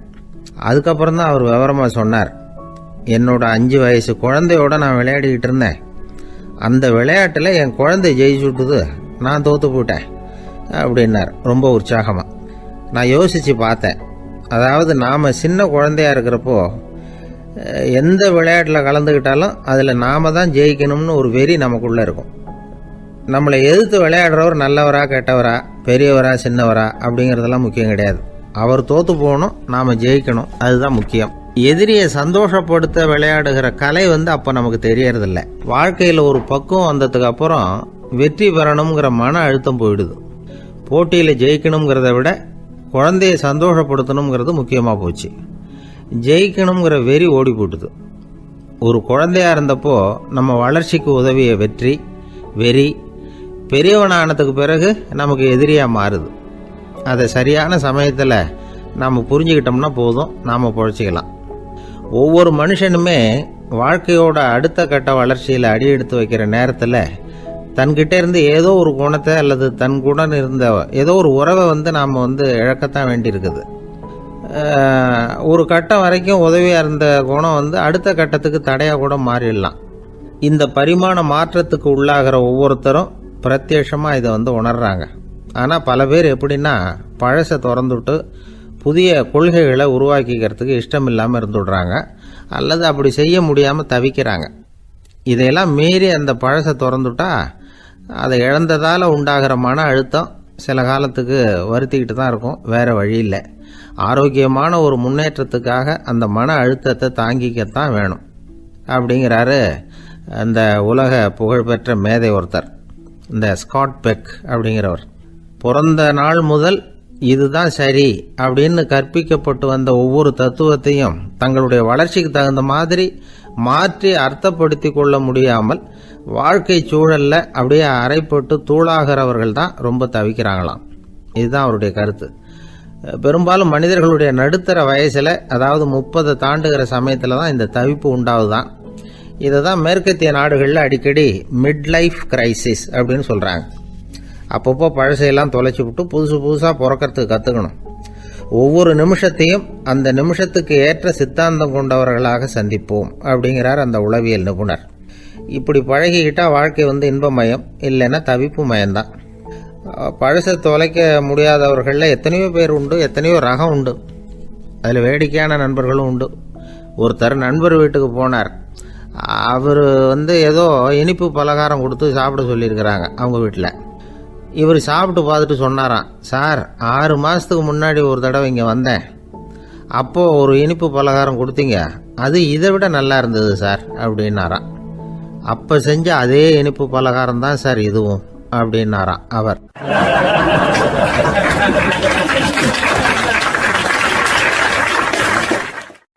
ஒரு வயசான அம்மா தெரு வழியாக போயிட்டு இருந்தாங்க. அவங்க கையில் எண்ணத்தையோ வச்சுக்கிட்டு அதை அடிக்கடி பார்த்துக்கிட்டே இருந்தாங்க. ஒருத்தன் மெதுவாக அவங்கக்கிட்ட போய் கையில் இருக்கிறது என்ன அப்படின்னு எட்டி பார்த்தா அவங்க கையில் 4 பல் இருந்துதான். இவன் ஆச்சரியமாக அந்த அம்மாவை பார்த்தான். ஏம்மா உனக்கு என்ன பைத்தியமா, ஏது இந்த பல், இதை என்னத்துக்காக கையில் வச்சுக்கிட்டு அலைஞ்சிக்கிட்டு இருக்கிற அப்படின்னு கேட்டிருக்கான். அதுக்கு அந்த அம்மா விவரம் சொல்ல ஆரம்பித்தாங்களாம். இதை பாருப்பா, எனக்கு ஒரு மகன் இருந்தான், அவனை ரொம்ப செல்லமாக வளர்த்தேன். அவனை தரையிலேயே நடக்க விடுறதில்ல, எப்பவும் தூக்கி வச்சுக்கிட்டு இருப்பேன். அவன் நல்லா பெரியவனாகி பள்ளிக்கூடம் போகிறப்ப கூட அவன் புஸ்தகம் மூட்டையை நான் தான் சுமந்துக்கிட்டு போவேன். பார்க்குறவங்க கூட கேலி பண்ணுவாங்க, ஏம்மா படிக்க போகிறது நீயா உன் பிள்ளையான்னு கேட்பாங்க. அவன் இன்னைக்கு எவ்வளவோ பெரிய மனுஷன் ஆகிட்டான், வெளிநாட்டில் பெரிய உத்தியோகத்தில் இருக்கான். சமீபத்தில் இங்கே வந்துட்டு போனான். ஒரு நாள் ஏதோ கோபத்தில் என்ன அரைஞ்சுட்டான். அப்போ இந்த 4 பல்லும் கீழே விழுந்துட்டுது. இன்னமும் கூட விழுந்திருக்கும், ஆனால் பல்லு தான் இல்லை.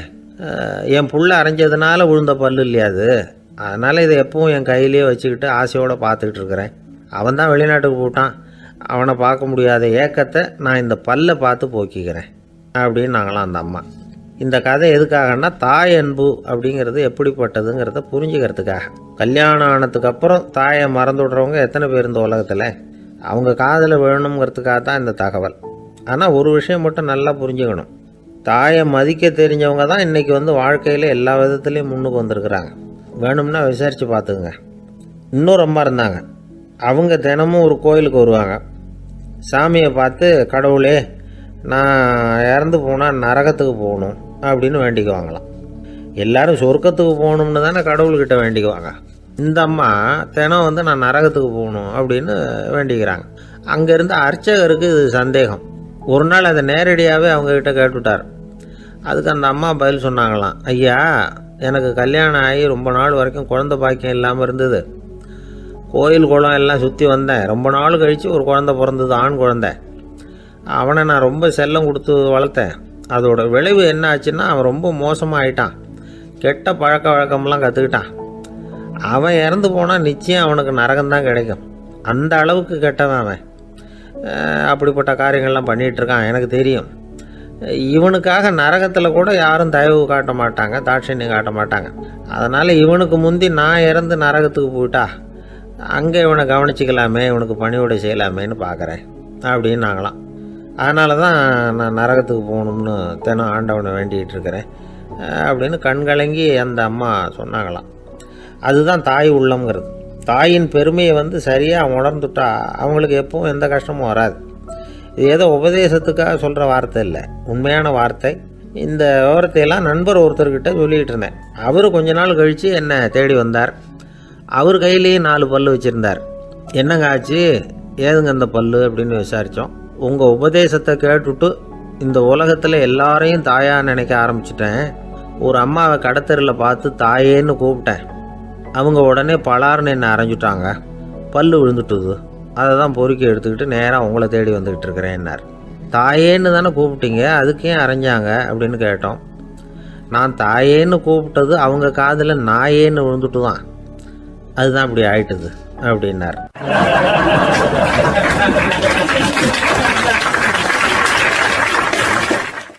ஐயா, என்னுடைய நூல் வெளியீட்டு விழாவுக்கு அவசியம் நீங்கள் வரணும் அப்படின்னு கூப்பிட்டார் ஒருத்தர். எப்போ வரணும்னு கேட்டேன். அடுத்த வாரம்னார். சரி, புத்தகம் தயாராகிட்டுதா அப்படின்னேன். நாளைக்கு தான் அச்சிக்க கொடுக்க போகிறேன்னார். என்னங்க இது, புத்தகம் அச்சிடுறதுக்கு முன்னாடியே அழைப்புதழை அச்சடிச்சு விட்டீங்களே அப்படின்னு கேட்டேன். அதனால் என்னங்க, அந்த காலம் மாதிரி அப்போல்லாம் அச்சுக்கலை எவ்வளவோ முன்னேறியாச்சுங்க. Linotype, monotype, photo type, laser, இப்படி என்னென்னமோ வந்தாச்சு. இன்றைக்கி கொடுத்தா நாளைக்கே புத்தகம் தயார் அப்படின்னார். இப்படி இந்த அளவுக்கு முன்னேறி இருக்கிற இந்த அச்சுக்கலை ஆரம்பத்தில் எப்படி இருந்தது தெரியுமா? அந்த காலத்தில் காகிதம்னா என்னென்னே தெரியாது. அப்படி ஒன்று கண்டுபிடிக்கப்படவே இல்லை. அப்போல்லாம் எதையாவது ஒன்று எழுதணும்னா அதுக்கு ஆட்டு தோலை தான் பயன்படுத்தி இருக்கிறாங்க. கண்ணுக்குட்டி தோல் கூட அதுக்கு உபயோகப்பட்டு தான். ஐரோப்பாவில் இருந்த பாதிரியார்கள் தோலில் எழுதப்பட்ட புத்தகத்தை தயாரிக்கிறதுல ரொம்ப கெட்டிக்காரங்களாம். எகிப்து, அப்புறம் மத்திய தரைக்கடல் ஓரத்தில் உள்ள நாடுகள், இங்கெல்லாம் தோல் தான் எழுது பொருளாக பயன்பட்டு வந்திருக்குது.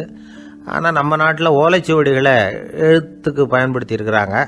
எழுதுறதுக்கு தோலை பயன்படுத்தினவங்க பிறகு பேப்பரைஸ் அப்படிங்கிற கோரை புல்லை அதுக்கு பயன்படுத்தினாங்களாம். இதெல்லாம் அப்படி கொஞ்சம் கொஞ்சமாக கண்டுபிடிச்சிட்டு வந்திருக்கிறாங்க. அந்த புல்லை கச்சிதமாக நறுக்க வேண்டியது, நல்லா பதப்படுத்த வேண்டியது, அதுக்கப்புறம் அதில் எழுத வேண்டியது, அவ்வளவுதான். பேப்பருங்கிற சொல்லே இந்த பேப்பைரஸ் அப்படிங்கிறதுலேருந்து வந்தது தான். அதுக்கப்புறம் தான் காகிதம் வந்தது. இதை முதல்ல சீன நாட்டில் தான் கண்டுபிடிச்சாங்க.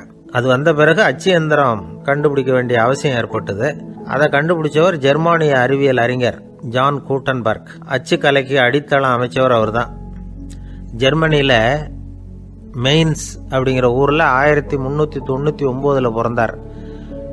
அவரோட மாமன் ஒருத்தர் உலோக வேலையில் வல்லவர். அவர்கிட்ட அந்த வேலையை கற்றுக்கிட்டார். அதோட வைர கற்களை பட்டை தீட்டுறதுலையும் ரொம்ப தேர்ச்சி பெற்றிருந்தார். இளம் வயசுலேயே சும்மா இருக்க மாட்டாராம். எதை செஞ்சாலும் அதை திறமையாக செய்வாராம். அவர் தான் முதல்ல மர அச்சு எழுத்துக்களை உருவாக்கினார். அது மேலே மை தடவி பிரதிகள் எடுத்தார். அதுக்கப்புறம் உலோக எழுத்துக்கள், முதல்ல காரியம், அப்புறம் இரும்பு, அப்புறம் கலப்பு உலோகம், பிறகு அச்சடிக்கிறதுக்கு எந்திரம் ஒன்றையும் உருவாக்கினார். முதல்ல பைபிள் அச்சடித்தார். 1468 அவர் இறந்து போனார். 16ஆம் நூற்றாண்டில் மேலை நாடுகளிலிருந்து மர எழுத்துக்களை கொண்டுகிட்டு தமிழ்நாட்டில் கிறிஸ்துவ நூல்களை அச்சிட்டாங்க. அப்போல்லாம் அச்சகங்கள் போதிய அளவுக்கு இங்கே இல்லை. அதுக்கு என்ன காரணம்னா, இந்தியர்கள் அச்சகங்களை நடத்தக்கூடாது அப்படின்னு சட்டம். 1835 வரைக்கும் அந்த சட்டம் நடைமுறையில் இருந்தது. இந்த நிலைமையில் அங்கேயும் இங்கேயுமா 1-2 அச்சகங்கள் ஆரம்பமாச்சு. 1713 தரங்கம்பாடியில் லூத்தரன் மிஷன் அச்சகம், அதே ஆண்டில் சென்னையில் SPCK அச்சகம், இது ரெண்டும் தான் இந்தியாவில் முதல்ல தொடங்கப்பட்ட அச்சகங்கள். ஆட்டுத்தோல்லையும் ஓலைச்சுவடியிலையும் எழுதப்பட்ட எழுத்துக்கள் இன்னைக்கு எங்கேயோ போயிட்டுது. ஆனால் நம்ம ஊரில் எழுத்தாளர்கள் நிலைமை தான் ஒன்றும் சொல்லிக்கிறது மாதிரி இல்லை. நம்ம ஆள் ஒருத்தர் சொன்னார், சார் நான் சொந்தத்தில் ஒரு அச்சாபீஸ் வச்சுருந்தேன், இப்போவும் வச்சுருக்கிறேன். அதனால் என்னுடைய படைப்புகளை புத்தகமாக வெளியிடுறதுல எனக்கு ஒன்றும் கஷ்டம் இல்லை. வருஷத்துக்கு ஒரு புத்தகம் எழுதி வெளியிட்டுருவேன். 15 வருஷமாக இலக்கிய உலகத்துக்கு இப்படி சேவை செஞ்சுக்கிட்டு வர்றேன். ஆனால் இந்த வருஷம்தான் வாசகர்கள் எனக்கு பாராட்டு விழா நடத்தி இருக்கிறாங்க அப்படின்னார். இந்த வருஷம் அப்படி என்ன விசேஷம் அப்படின்னு கேட்டோம். இந்த வருஷம்தான் நான் எந்த புத்தகம் எழுதி வெளியிடாமல் இருந்தேன், அதுக்காகத்தான் எனக்கு இந்த பாராட்டு விழா அப்படின்னார்.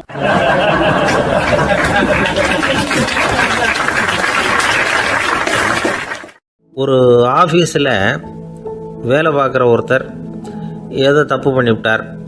உடனே மேல் அதிகாரி அவரை கூப்பிட்டு அனுப்புனார். நீ செஞ்சது தப்புன்னார் கோபமாக. இது ஒரு ரகம். சில அதிகாரிகள் இப்படி நீங்கள் செஞ்சது தப்புன்னு சொல்கிறதில்ல, நீங்கள் செஞ்சது சரி அப்படின்னு சொல்கிறதில்ல. எப்படி சொல்லுவாங்கன்னா, நீங்கள் செஞ்சது சரியில்லைன்னு நான் நினைக்கிறேன் அப்படின்னு சொல்லுவாங்களாம்.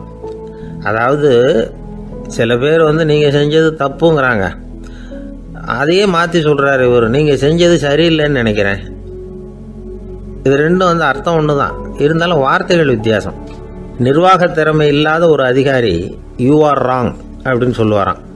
நிர்வாக திறமை உள்ள அதிகாரியாக இருந்தால் அதையே கொஞ்சம் மாற்றி I think you are not correct அப்படிம்பாராம்.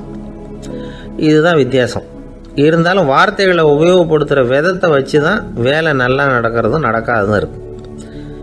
விவரம் தெரிஞ்சவங்க என்ன சொல்கிறாங்க தெரியுமா? Be a leader not a boss அப்படிங்கிறாங்க. ஒரு லீடராக பாஸாக இருக்காதே அப்படிங்கிறாங்க. சரி, அப்படின்னா லீடருக்கும் பாஸுக்கும் வித்தியாசம் உண்டா அப்படின்னு கேட்டால் இருக்குன்னு சொல்கிறாங்க. லீடருங்கிறவர் வேற, பாஸுங்கிறவர் வேற.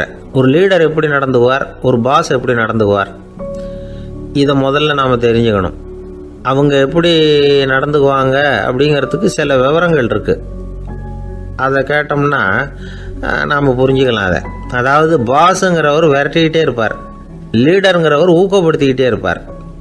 நாளைக்கு சாயந்தரத்துக்குள்ளே அந்த வேலையை செஞ்சு முடிக்கலைன்னா தொலைச்சி விடுவோம் தொலைச்சி அப்படிம்பார் அவர்.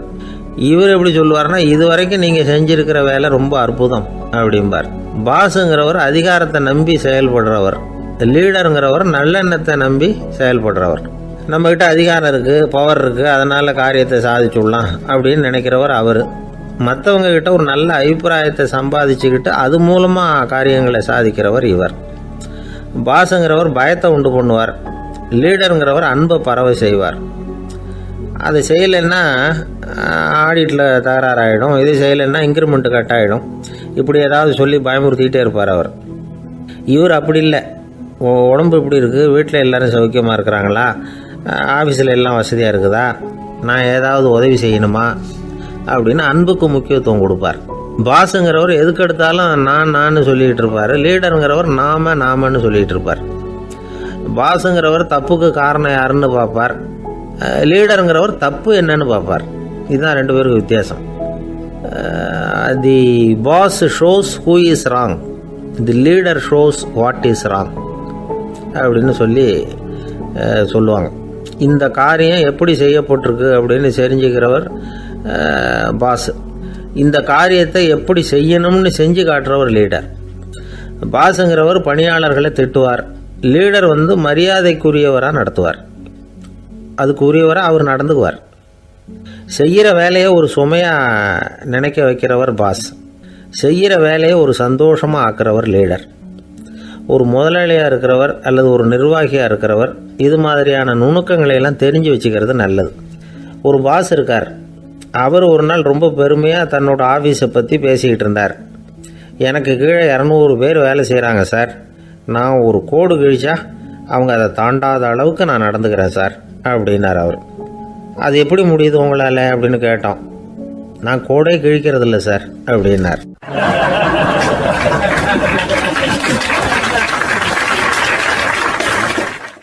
ஊருக்கு வெளியில் அமைதியான ஒரு இடம், அங்கே ஒரு ஆசிரமம், அங்கே ஒரு சாமியார். அவர் தினமும் நல்ல போதனைகள்லாம் செய்வார். பல பேர் போய் அங்கேயே சில நாள் தங்கி இருந்து அவர் சொல்கிற அறிவுரைகளை எல்லாம் கேட்டுக்கிட்டு வர்றது வழக்கம். ஒரு தடவை அவரை பார்த்துட்டு போகிறதுக்காக 3 வெளியூர் தம்பதிகள் வந்தாங்களாம். அந்த மடத்திலேயே சாப்பிட்டுக்கிட்டு தங்கியிருந்து அவங்களுடைய போதனைகளை கேட்டுக்கிட்டு போகணுங்கிறது அவங்க நோக்கம். காலையில் குளிச்சுட்டு பூஜையில் உட்காந்தார் அந்த சுவாமி. இவங்களும் குளிச்சுட்டு அந்த பூஜையை பார்க்கறதுக்காக அவர் முன்னாடி வந்து உட்காந்தாங்க. பூஜை ஆரம்பமாச்சு. சம்பிரதாயப்படி அது ரொம்ப நேரம் நடந்துக்கிட்டே இருக்குது. இவங்களுக்கு நல்ல பசி இருந்தாலும் இந்த நேரத்தில் அதை எப்படி வெளியில் காட்டிக்கிறது? பேசாமல் இருந்தாங்க. அந்த சுவாமி பூஜையை முடித்தார். அதுக்கப்புறம் பேச ஆரம்பித்தார். பேச்சு அருமையாக தான் இருந்தது, அமிர்தமாக தான் இருந்தது. இருந்தாலும் இவங்களுக்கு இருக்கிற வயிற்று பசி அதை சரியாக கவனிக்க விடலை. அந்த சுவாமியே இதை கவனிச்சதா தெரியல. இவங்களுக்கு மனசுக்குள்ள ஒரு எண்ணம், உள்ளே சாப்பாடு தயாராகிட்டு இருக்கும் போல இருக்கு, இந்த பேச்சு முடிஞ்சது நம்மளை உள்ளே அழைச்சிட்டு போய் சாப்பாடு போடுவாங்கன்னு நினைக்கிறோம் அப்படின்னு இவங்களாம் நினச்சிக்கிட்டாங்க. ஆனால் சுவாமி இதை பற்றி எதுவுமே பேசலை, கண்டுக்கலை.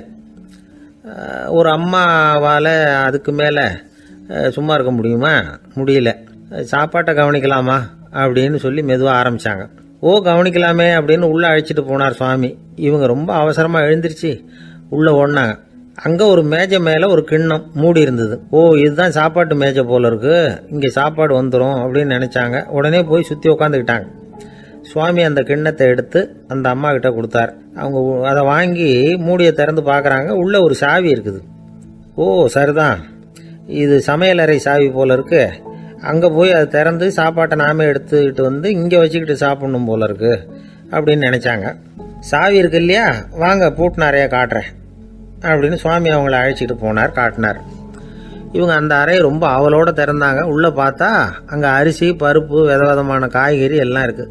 சமையலுக்கு வேண்டிய மிளகாய், எண்ணெய், பால், தயிர், நெய் இப்படி எல்லாமே இருக்குது. அடுப்பு, விறகு, நெருப்பு போட்டி அது கூட அங்கே இருக்குது. சாப்பாடு தயாராக இருக்கும்னு நினச்சிக்கிட்டு போனால் இப்படி இருக்குதே அப்படின்னு சொல்லி அதை பார்த்ததும் ரொம்ப சோர்ந்து போட்டாங்க அவங்க. சுவாமி, என்ன இது சாப்பாடு இல்லையா அப்படின்னாங்க. அதுதான் சாப்பாட்டுக்கு வேண்டிய எல்லாம் இங்கே இருக்குதே, அடுப்பு மூட்டி நீங்கள் தான் அவங்கவுங்க ருசிக்கு தகுந்த மாதிரி சமைச்சிக்கணும். இந்த சன்னியாசிக்கு எப்படி சமைக்க தெரியும் அப்படின்னு கேட்டார் சுவாமி. சாப்பாடு தயாராக இருக்கும்னு நாங்கள் எதிர்பார்த்தோம் அப்படின்னாங்க. நீங்கள் இப்படி சொல்லுவீங்கன்னு நானும் எதிர்பார்த்தேன். இது வரைக்கும் நான் எவ்வளவோ தத்துவம்லாம் எடுத்து சொன்னேன். எல்லாத்தையும் விட இதுதான் அனுபவபூர்வமான தத்துவம். ஆண்டவன் நமக்கு நல்ல மனசை கொடுத்துருக்குறான், நல்ல வாய்ப்புகளையும் தந்திருக்கிறான், அதையெல்லாம் பயன்படுத்திக்கக்கூடிய மூளையையும் சிந்தனையையும் கொடுத்துருக்குறான். அதனால் அடுப்பை தான் நீங்கள் மூட்டணும், அடுப்பு நீங்கள் தான் மூட்டணும், உங்களுக்கு உகந்ததை நீங்கள் தான் சமைச்சு ருசித்து அனுபவிக்கணும். ஆண்டவனே அதை செஞ்சுக்கிட்டு இருக்க மாட்டான் அப்படின்னாராம் அந்த சுவாமி. நம்முடைய வாழ்க்கையில் பல நல்ல பலன்களை பெறுறதுக்கு நாம் தான் முயற்சி பண்ணணும். அதுக்குரிய சூழ்நிலையை தான் ஆண்டவன் கொடுப்பானே தவிர அதை விளக்கறதுக்காக தான் அந்த சுவாமி அப்படி செஞ்சு காட்டியிருக்கிறார். இது ஒரு பெரியவர் இப்படி ஒரு விளக்கம் கொடுத்தார். அதுக்கப்புறம் அந்த 3 தம்பதிகளும் தெளிவடைஞ்சுட்டாங்களாம். நாம் தெளிவடைகிறது எப்போங்கிறது தான் தெரியல அப்படின்னு பல பேர் இதை கேட்டுட்டு சொல்லிகிட்டு இருக்கிறாங்க. இந்த கதையை நம்முடைய நண்பர் ஒருத்தர்கிட்ட சொன்னேன். அந்த நண்பர் ரொம்ப சந்தோஷப்பட்டார். நீங்கள் சொல்கிறது கரெக்டு சார், ஆனால் நான் அதை விட ஒரு படி மேலே சார். எனக்கெல்லாம் அரிசி, பருப்பு இருக்கிற ரூம் எதுன்னு கையை காட்டிட்டா போதும், உடனே கிண்ணத்துலேருந்து சாவியை எடுத்து கொடுக்கணுங்கிற அவசியம்லாம் இல்லை எனக்கு. அப்புறம் எப்படி ரூமை திறந்துருவீங்க அப்படின்னு கேட்டேன். பூட்டை உடைச்சி திறந்துருவேன், அதுதான் எனக்கு பழக்கம் அப்படிங்கிறார்.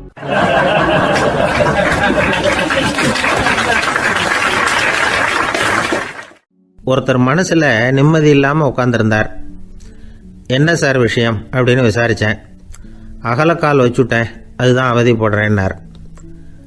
விவரமாக சொல்லுங்கன்னு. வீடு கட்டணும்னு ஆரம்பித்தேன், வேலை பாதியிலேயே நிற்கிது, கையில் பணம் இல்லை அப்படின்னார். இது மாதிரி ஆசாமிகள் பல பேரை நீங்கள் பார்த்துருக்கலாம். இவங்கெல்லாம் சுலபமாக மன அழுத்தத்துக்கு ஆளாயிடுறாங்க. மன உளைச்சல், அதாவது ஸ்ட்ரெஸ் அப்படின்னு சொல்கிறோமே, அதுக்கு அடிப்படையான சில காரணங்கள் உண்டு. அதாவது மிகையாக திட்டமிடுதல் அப்படிங்கிறதும் ஒரு முக்கியமான காரணம். நடைமுறை சாத்தியம் என்னங்கிறத மனசில் வச்சுக்கிட்டு எந்த திட்டத்தையும் தீட்டணும், அப்போ தான் அது சரியாக வரும். 2வது காரணம் என்ன தெரியுமா? ஒரே நேரத்தில் பல்வேறு செயல்களில் ஈடுபடுறது. தொலைபேசியில் பேசிக்கிட்டே கையில் இருக்கிற கடிதத்தை படிச்சுக்கிட்டே எதிரில் உட்காந்துக்கிட்டு இருக்கிறவருக்கும் அப்பப்போ பதில் சொல்லிக்கிட்டு மனசில் பல்வேறு சிந்தனைகளை அப்படியே ஓட விட்டுக்கிட்டு இருக்கிறது, இதுவும் மன அழுத்தத்தை உண்டாக்குது. 3வது காரணம், எதிலேயும் வெற்றி மட்டும் எதிர்பார்க்குற ஒருதலைப்பட்சமான ஆர்வம். நாம் தொட்டதெல்லாம் வெற்றியாகவே முடியணும் அப்படின்னு எதிர்பார்க்குறவங்க ஏதாவது ஒன்றில் தோல்வியை கண்டால் தோண்டு போயிடுறாங்க.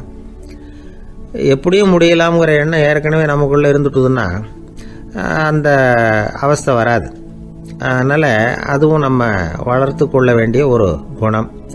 மன உளைச்சல் ஏற்படுறதுக்கு இன்னொரு காரணம் எதையும் வேகமாக செஞ்சுடணும் அப்படிங்கிற துடிப்பு.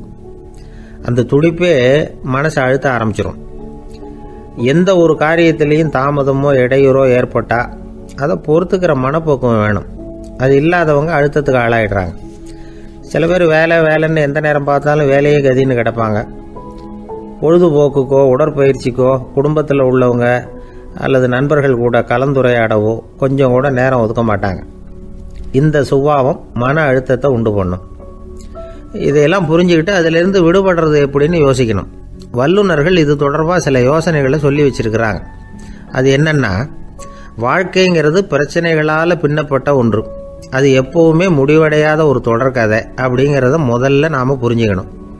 ஒரே நேரத்தில் ஒரு காரியத்தில் மட்டுமே நாம் கவனம் செலுத்தணும். அடுத்தவங்க காரியத்தில் தலையிடக்கூடாது. எதையும் பேச ஆரம்பிக்கிறதுக்கு முன்னாடி நம்மை நாமே கேட்டுக்க வேண்டிய கேள்வி 2. 1, நான் சொல்ல போகிறது ரொம்ப முக்கியமானதா? 2வது, நான் சொல்கிறத அவங்க கேட்குறதுக்கு ஆசைப்படுறாங்களா? நான் பேசுகிறதுக்கு அது சரியான நேரம் தானா? இதை யோசித்து பார்த்ததுக்கப்புறம் எதையும் பேச ஆரம்பிக்கணும். முடிஞ்ச அளவுக்கு வளைந்து போகிற சுபாவத்தை வளர்த்துக்கணும். நம்ம நேரம் விலை மதிப்பு இல்லாதது. அதை வீணாக்கக்கூடாது. சிரிக்க தெரியலனாலும் பரவாயில்ல, முகத்தில் கொஞ்சம் புன்முறுவலாவது காட்டணும். இதெல்லாம் ரொம்ப முக்கியம். அடுத்தவங்க ஏதாவது செஞ்சால் உடனே நன்றி சொல்ல மறக்கக்கூடாது. தினமும் கொஞ்சம் நேரத்தை தனிமையில் செலவு பண்ணணும். மன உளைச்சலிருந்து விடுபடுறதுக்கு 3 முக்கிய வழிகள் சொல்கிறாங்க. அதை சுருக்கமாக ரெட் அப்படின்னு சொல்கிறாங்க. RED ஆங்கில எழுத்தில். அந்த முதல் எழுத்து R, அது என்னென்னா ரிலாக்ஸேஷன், அதாவது இடை ஓய்வு. 2வது E எக்ஸர்சைஸ், உடற்பயிற்சி.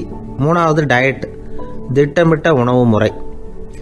அதனால் தியானம், மூச்சு பயிற்சி இதெல்லாம் இந்த இடை ஓய்வுக்கு வழிகள். எந்த வேலையையும் தொடர்ந்து செய்யக்கூடாது. எல்லார்கிட்டையும் கலகலப்பாக பழகணும். மாதத்துக்கு ஒரு நாளாவது குடும்பத்தோடு வெளியில் போயிட்டு வரணும். சுலபமான உடற்பயிற்சிகளை செய்யலாம். உடற்பயிற்சிங்கிறது நமக்காக நாம் செய்கிற ஒரு நீண்டகால முதலீடு அப்படின்னு சொல்லுவாங்க. அதாவது லாங் டேர்ம் இன்வெஸ்ட்மெண்ட்டாக.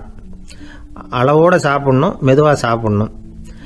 இதெல்லாம் கொஞ்சம் மனசில் வச்சுக்கிட்டு நடந்துக்கிட்டால் மகிழ்ச்சியாக வாழலாம்.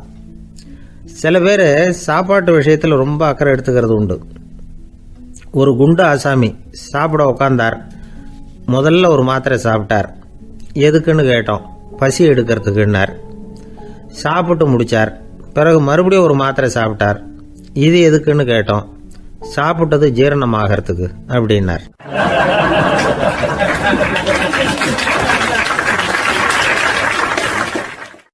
ஒரு காலத்தில் பிரஷ்யா அப்படின்னு ஒரு தேசம் இருந்தது. இப்போ ஜெர்மனி இருக்குல்ல, இதோட பெரும்பகுதி ஒரு காலத்தில் பிரஷ்யாங்கிற பேரில் இருந்தது. அப்போ அதுக்கு அரசராக இருந்தவர் மகா ஃப்ரெடரிக், அதாவது ஃப்ரெடரிக் தி கிரேட் அப்படின்னு சொல்லுவாங்க. அந்த ராஜாவுக்கு ஒரு சந்தேகம். நாம் பல வகையான வரிகளை விதித்து வசூல் பண்ணுறோம். அப்படி பண்ணி வருமானம் குறைஞ்சிக்கிட்டே போகுதே, இதுக்கு என்ன காரணமாக இருக்கும்? இதுதான் அவருக்கு ஏற்பட்ட சந்தேகம். ஒரு சமயம் அந்த அரசர் தம்முடைய அமைச்சர்களையும் பிரபுக்களையும் தளபதிகளையும் கூப்பிட்டு ஒரு விருந்து வச்சார். விருந்து முடிஞ்சதும் அவங்கள பார்த்து இந்த சந்தேகத்தை கேட்டார்.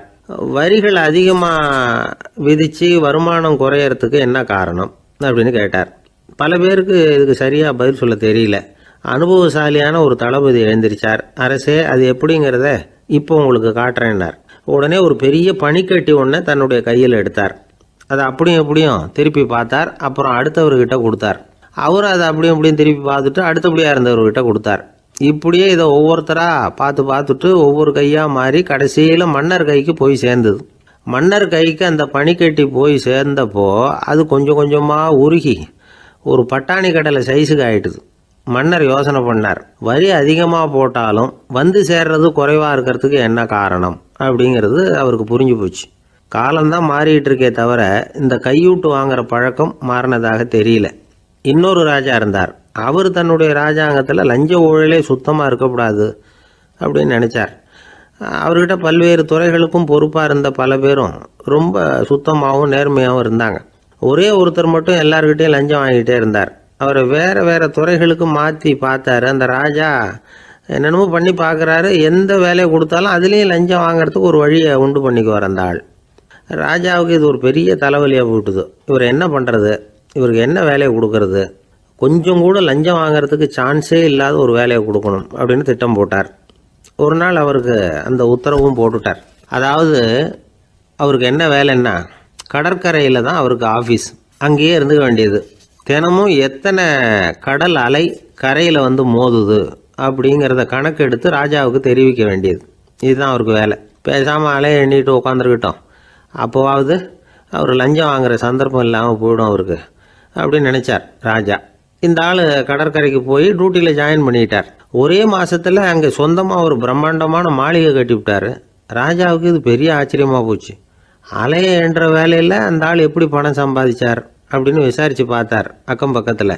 அந்த ஆள் என்ன பண்ணியிருக்கிறாருன்னா, கடற்கரையில் போய் பொறுப்பை ஏற்றுக்கிட்ட உடனே அங்கே இருந்த மீனவர்கள்கிட்ட எல்லாம் இந்த கரையில் வந்து ஒரு நாளில் வந்து மோதுற அலைகள் எத்தனை அப்படின்னு கேட்டிருக்காரு. அது எப்படிங்க தெரியும்னு இருக்காங்க அவங்க. தினமும் அந்த எண்ணிக்கை தெரியணும், நம்ம ராஜாவுக்கு தினமும் அறிக்கை அனுப்பணும், டெய்லி ரிப்போர்ட்டு. தவறுனா நீங்கள் இந்த கடலில் போய் மீன் பிடிக்கிறதுக்கு ராஜாவோட அனுமதி கிடைக்காது அப்படின்ட்டுருக்காரு. உடனே மீனவர்களும் பயந்து போட்டாங்க. கடலுக்கு போகிறதுக்கு அனுமதி இல்லைன்னா பட்டினி கிடக்கிறது மாதிரி ஆகிடுமே. மெதுவாக அந்த ஆளுகிட்ட போனாங்க, காதோட காதாக சொன்னாங்க, ஐயா எங்களால் வந்து கடல் அலையை வந்து எண்ண முடியாது, தினமும் எங்களால் முடிஞ்சதை உங்களுக்கு பணமாக கொடுத்துட்றோம், நீங்கள் தான் ராஜா கிட்ட சிபாரிசு பண்ணி நாங்கள் தொடர்ந்து மீன் பிடிக்கிறதுக்கு அனுமதி வாங்கி கொடுக்கணும் அப்படின்னு வேண்டிக்கிட்டாங்க. பணம் தினமும் வந்து சேர ஆரம்பிச்சுட்டுது. பதவியில் மற்ற பதவியோட இந்த பதவி எவ்வளவோ மேல் அப்படின்னு நினச்சிட்டான் அந்த ஆள். அது மட்டும் இல்லை, தயவு பண்ணி என்னை இந்த இடத்த விட்டு மாற்றி விடாதீங்க சார் அப்படின்னு வேற கேட்க ஆரம்பிச்சிட்டானா.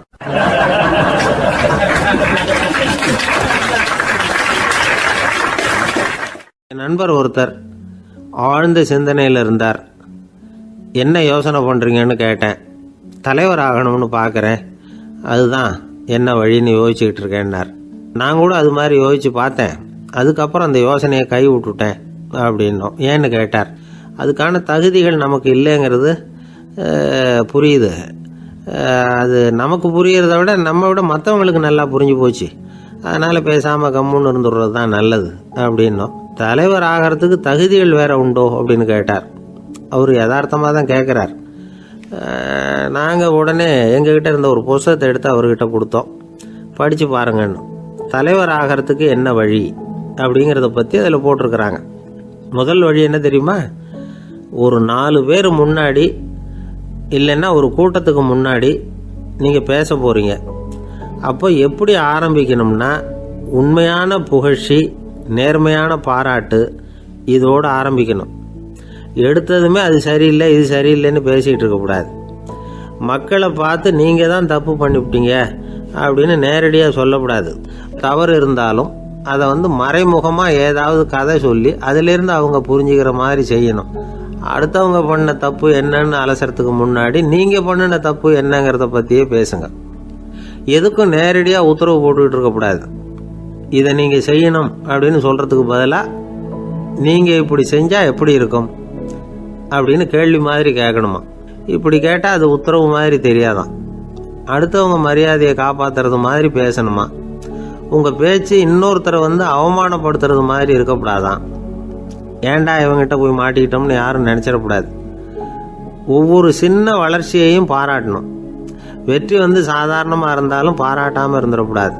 பாராட்டும் பொழுது தாராளமாக இருக்கணும், குறை சொல்லும் பொழுது கவனமாக இருக்கணும். வாய்க்கு வந்தபடி பேசிவிட்டா அதுக்கப்புறம் வகையாக மாட்டிக்கிட்டு முழிக்க வேண்டியிருக்கும். நீங்கள் பேசுகிறது இன்னொருத்தருக்கு ஒரு கௌரவத்தையும் மரியாதையும் உண்டு பண்ணுறது மாதிரி இருக்கணும். நீங்கள் பேசுகிறது அடுத்தவங்களுக்கு இருக்கிற கொஞ்ச நெஞ்ச மரியாதையும் எடுத்து விடுறது மாதிரி இருக்கக்கூடாது. உங்கள் பேச்சை கேட்டால் கேட்குறவங்களுக்கு ஒரு ஊக்கம் வரணும், உற்சாகம் வரணும். தவறு எதுவாக இருந்தாலும் அதை சுலபமாக திருத்திக்கலாம், சரி பண்ணிக்கலாங்கிறது மாதிரி இருக்கணும் உங்கள் பேச்சு. அடுத்தவங்களை சந்தோஷப்படுத்துங்க. உங்கள் யோசனையை கேட்டு நடந்துக்கிறதுனால அந்த சந்தோஷம் அவங்களுக்கு கிடைக்கணும். இந்த தகுதியெல்லாம் உங்ககிட்ட இருந்தால் நீங்கள் ஒரு சிறந்த தலைவர் ஆகலாம் அப்படின்னு அந்த புஸ்தகத்தில் போட்டிருக்கு. இந்த காலத்தில் வந்து தலைவர் ஆகிறதுக்கு வேறு சில தகுதிகள்லாம் கூட தேவைப்படுது. ஒரு புள்ள வந்து தன்னுடைய அப்பா கிட்ட, அப்பா உன்ன மாதிரியே நானும் அரசியலில் சேரணும், தலைவர் ஆகணும்னு ஆசைப்படுறேன், இன்னையிலேருந்து எனக்கு அரசியல் பாடம் கற்றுக் கொடு அப்படின்னு கேட்டிருக்கான். அவரும் சரின்னு சொல்லிவிட்டு ஒரு பெரிய ஏணியை எடுத்துகிட்டு வந்தாராம். ஒரு செவுத்தில் சாத்தினார். இந்த ஏணியில் ஏறி உயர போய் அங்கே பரன் மேலே இருக்கிற ஒரு புத்தகத்தை எடுத்துகிட்டு வாடான் இருக்கார் மகனை பார்த்து. அப்பா, ஏணி ரொம்ப உயரமாக இருக்குது, நீ ஜாக்கிரதையாக இதை பிடிச்சிக்கோ, நான் ஏறி போகிறேன் அப்படின்னு நான் பையன். பயப்படாத, நான் பார்த்துக்கிறேன்னார் அப்பா. பையன் ஏணியில் ஏறினா உச்சிக்கு போனதும் அப்பா கையை எடுத்துட்டார். ஏணி அப்படியே சரிஞ்சுட்டுது. பையன் பொத்துன்னு கீழே விழுந்துட்டான். இடுப்பு பிடிச்சிக்கிட்டே எழுந்திரிச்சான். என்னப்பா இது, இப்படி என்னை ஏற விட்டுட்டு கையை விட்டுட்டியே, இப்படி கை விடலாமா அப்படின்னு கத்தியிருக்கான். அப்பா நிதானமாக சொன்னாராம், அவசரப்படாதேப்பா, அரசியலில் இதுதான் முதல் பாடம், பெத்த அப்பனா இருந்தாலும் அவனை நம்பாதே அப்படின்னு உபதேசம் பண்ண ஆரம்பிச்சாராம்.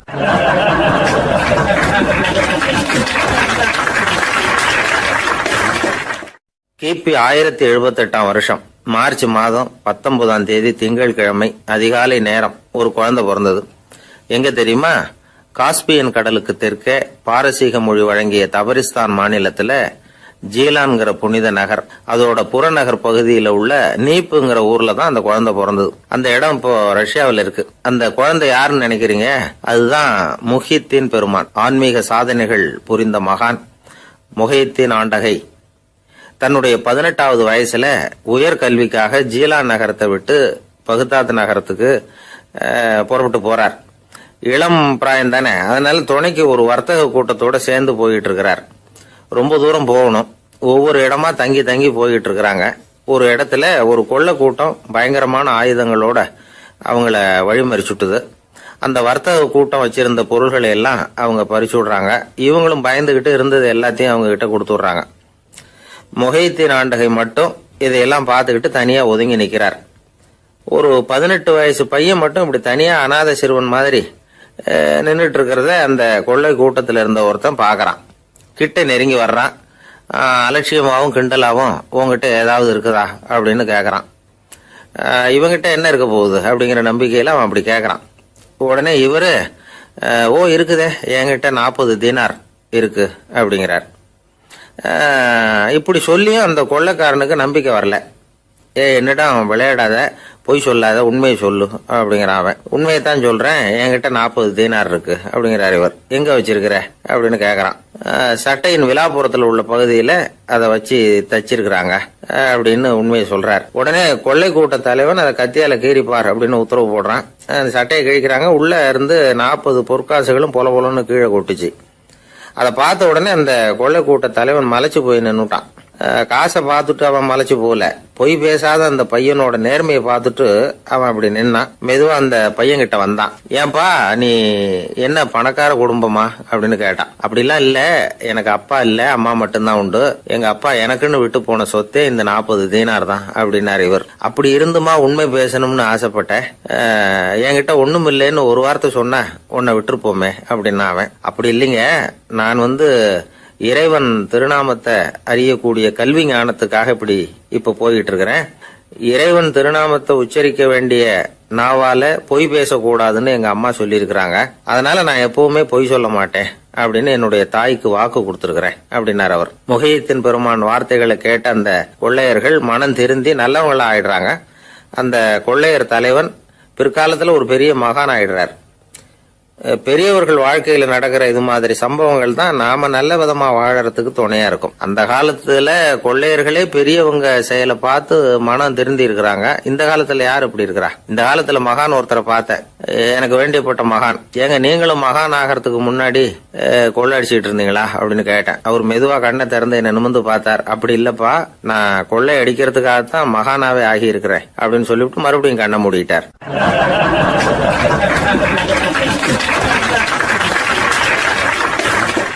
என்னுடைய நீண்டகால நண்பர் ஒருத்தர் வருஷம் தவறாமல் திருநள்ளாறு அப்படிங்கிற திருத்தலத்துக்கு போயிட்டு வர்றது வழக்கம். அங்க என்ன சார் விசேஷம்னு கேட்கறது உண்டு. என்ன இப்படி கேட்குறீங்க? சனி பகவான் நலன் விருப்பப்படி அங்கதானே எழுந்தருளி இருக்கிறார். அவரை போய் பார்த்து ஒரு கும்பிடு ஓட்டுட்டு வந்தா நம்ம பிடிச்சிருக்கிற சனியெல்லாம் விலகும் அப்படிம்பார். சத்தம் போட்டு சொல்லாதீங்க சார், வீட்டில் வேற யார் காதிலாவது இது விழுந்துற போது அப்படின்னு சொல்றது உண்டு வர்றவங்க. இப்போ நான் சொல்றதுல உள்ள நியாயத்தை புரிஞ்சுக்கிட்டு அவரும் கொஞ்சம் எச்சரிக்கை உணர்வோட நமக்கு நன்றி சொல்லுவார்னு வச்சுங்களேன். அதாவது பார்வை மூலமாவே. அந்த நண்பருக்கு ஆன்மீக விஷயங்கள்ல அதிக ஈடுபாடு உண்டு. அப்பப்போ சில புராண கதைகளை எல்லாம் சொல்றது உண்டு. ரொம்ப சுவாரஸ்யமா இருக்கும். எப்பவுமே புராண விஷயங்களை எல்லாம் அறிவியலுங்கிற தராசில் வச்சு எடை போட்டுட்டு இருக்கக்கூடாது. அப்படி பார்த்தா அதெல்லாம் நம்ப முடியாத வெறும் கற்பனைகளாக தோணும், மூட நம்பிக்கைகளாகவும் தெரியும். புராணங்களை புராணங்களாகவே புரிஞ்சுக்கிறவங்களுக்கு அதெல்லாம் அர்த்தமுள்ள செய்திகளை உள்ளடக்கி இருக்கிறதாக தெரியும்.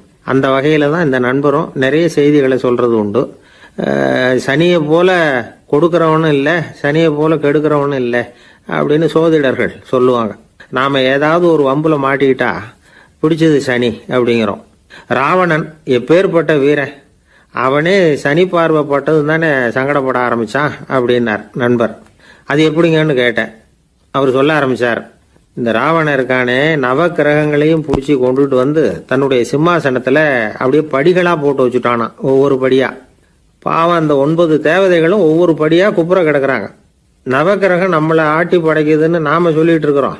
ஆனால் அந்த நவக்கிரகங்களை ராவணன் எப்படி வச்சுருந்தான் பாருங்க. எல்லாரையும் சிம்மாசனத்துக்கு பக்கத்தில் படிப்படியாக போட்டு வச்சிருக்கிறான். காலை அது மேலே வச்சு தான் ஏறி போகணும். வேறு வழி இல்லாமல் எல்லாரும் குப்புற விழுந்து கிடக்குறாங்க. ராவணன் ஒவ்வொரு தடவையும் இவங்க முதுகில் அடி வச்சு ஏறி தான் அந்த சிம்மாசனத்துக்கு போகிறது வழக்கம்.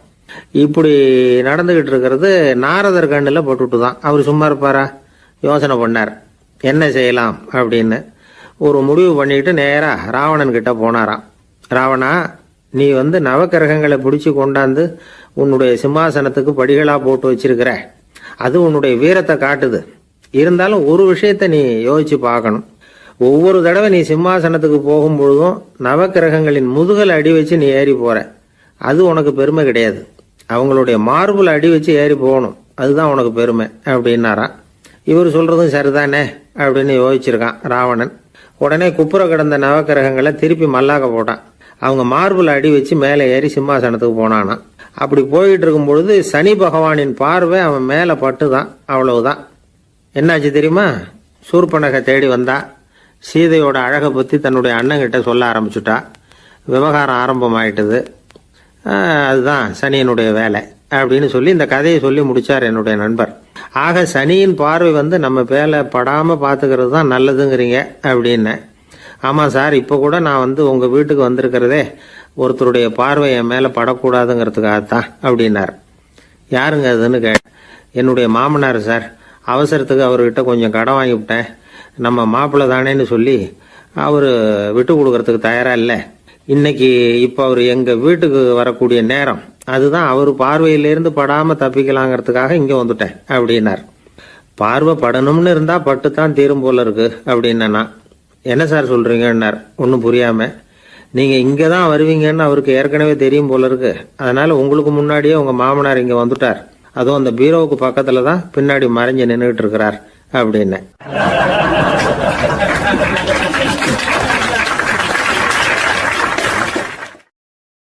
வருஷம் செப்டம்பர் மாதம் 22 மதுரை மேலமாசி வீதியில் உள்ள ஒரு வீடு.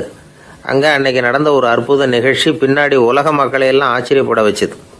இந்திய வரலாற்றிலேயே அது ஒரு முக்கியமான நிகழ்ச்சி. உலக மக்கள் கவனமெல்லாம் காந்திஜியின் பக்கம் திரும்புறதுக்கு காரணமாக இருந்த நிகழ்ச்சி அது.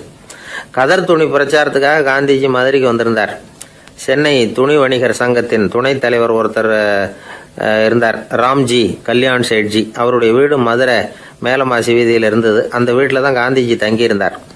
அப்போது வயலுக்கு போகிற உழவர்கள்லாம் சின்ன சின்ன துண்டை இடுப்பில் கட்டிக்கிட்டு கலப்பையை தூக்கிக்கிட்டு தெருவில் நடந்து போகிறத கவனித்தார். ஏற்கனவே சேலத்துக்கு தெற்க பல பகுதிகளில் ஆண்களும் பெண்களும் அறகுறை ஆடைகளோடு உழைச்சிக்கிட்டு இருக்கிறத கண்ணால் கண்டிருக்கிறார் அவர். இந்தியரின் சராசரி உடை இவ்வளவு தான் அப்படிங்கிறத புரிஞ்சுக்கிட்டார். மனசை என்னவோ பண்ணியிருக்குது. ராத்திரி பூரா அதை பற்றியே யோசனை. 22/9/21 வியாழக்கிழமை காலையில் காந்திஜி எழுந்திருக்கிறார். அவர் கூட தங்கியிருந்தவங்களையெல்லாம் பார்த்து சொன்னார், இன்னையிலேருந்து அறையில் முழு அகல துண்டு தான் கட்டுவேன். குளிர் அதிகமாக உள்ள காலங்களில் மட்டும் போர்வை ஒன்றும் உபயோகப்படுத்துவேன். மற்றபடி மேலங்கியோ குல்லாவோ எதுவும் போட்டுக்க மாட்டேன். தற்காலிகமாக இந்த ஏற்பாட்டை 1 மாதத்துக்கு ஏற்றுக்குவேன். அதுக்கு பிறகு உசிதம் போல் எண்ணி பார்த்து முடிவு பண்ணுவேன் அப்படின்னார். அவருடைய குரல் உறுதியாக இருந்துதான். உடனே செயலில் இறங்கினார். தம்முடைய 10 முழ வேட்டி, மேலங்கி, உள் சட்டை, குல்லா எல்லாத்தையும் களைஞ்சார். வேட்டியிலிருந்து ஒரு 4 முழ துணியை எடுத்துக்கிட்டார். இதுக்கு உதவி செஞ்சவர் அன்னைக்கு விருதுநகரில் பிரபல தொண்டராக இருந்த பழனிக்குமார பிள்ளை. வெட்டி எடுத்த துண்டை நீள வாக்கில் ரெட்டையாக மடித்தார். அதை இடுப்பில் துண்டு மாதிரி கட்டிக்கிட்டார். தலையில் சின்ன உச்சி குடுமி, அறையில் சின்ன துண்டு, அண்ணல் காந்தி ஆண்டி கோலத்தில் காட்சி அளிக்கிறார். கூட இருந்தவங்கள பார்த்து காரைக்குடிக்கு புறப்படலாமே அப்படின்னார். அவர் நண்பர்களும் சீடர்களும் திகைச்சு போய் நிற்கிறாங்க. இந்த விரதம் நிரந்தரமாக ஆயிடுமோங்கிற பயம் அவங்களுக்கு. எப்படியோ இந்த விவரம் ராஜாஜிக்கும் அன்னைக்கு பிரபலமாக விளங்கின தேசபக்தர் டாக்டர் டிஎஸ்எஸ் ராஜனுக்கும் எட்டுச்சு. உடனே 2 பேரும் ஓடி வந்தாங்க. வேண்டாமே இந்த கோலம் அப்படின்னாங்க.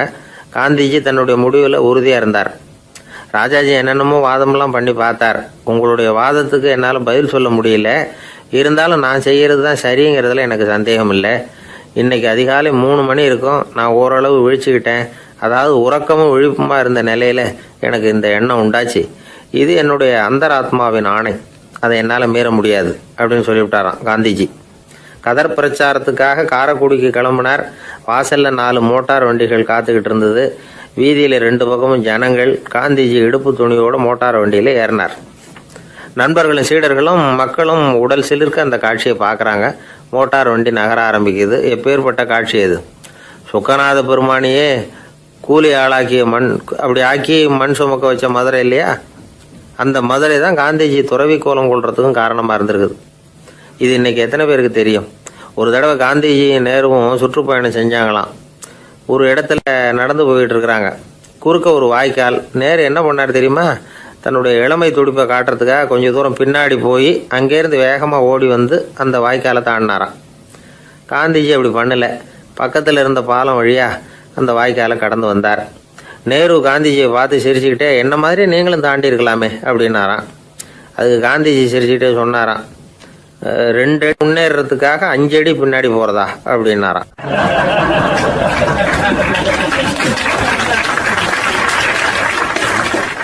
ஒரு பள்ளிக்கூடம். அதுல வசதியான வீட்டுக்குள்ள ஒருத்தன் படிச்சுக்கிட்டு இருந்தான். இன்னொரு ஏழை பையனும் அங்க படிச்சுக்கிட்டு இருக்கிறான். இவங்க 2 பேரும் ஒரே தெருவில் தான் இருக்கிறாங்க. பணக்கார வீட்டு பையன் பங்களாவில் இருந்தான். அவனுக்கு வேலை செய்யறதுக்காக சில வேலை ஆட்கள் உண்டு. அதனால அவன் நல்லா சாப்பிடுவான், தூங்குவான். ஏதோ வரணுமேங்கிறதுக்காக பள்ளிக்கூடத்துக்கு வருவான், போவான், அவ்வளவுதான். இந்த ஏழை பையன் இருக்கானே, அவன் அப்படி இல்லை. காலையில எழுந்திருப்பான், உடற்பயிற்சி பண்ணுவான், அவங்க வீட்டில் கிடைக்கிற சாதாரண உணவு அதை அளவோட சாப்பிடுவான், வீட்டில் உள்ள வேலைகளையும் செய்வான், பள்ளிக்கும் தவறாமல் வந்துடுவான். அவனுக்கு கூட பிறந்த சகோதர சகோதரிகள் 8 பேர்.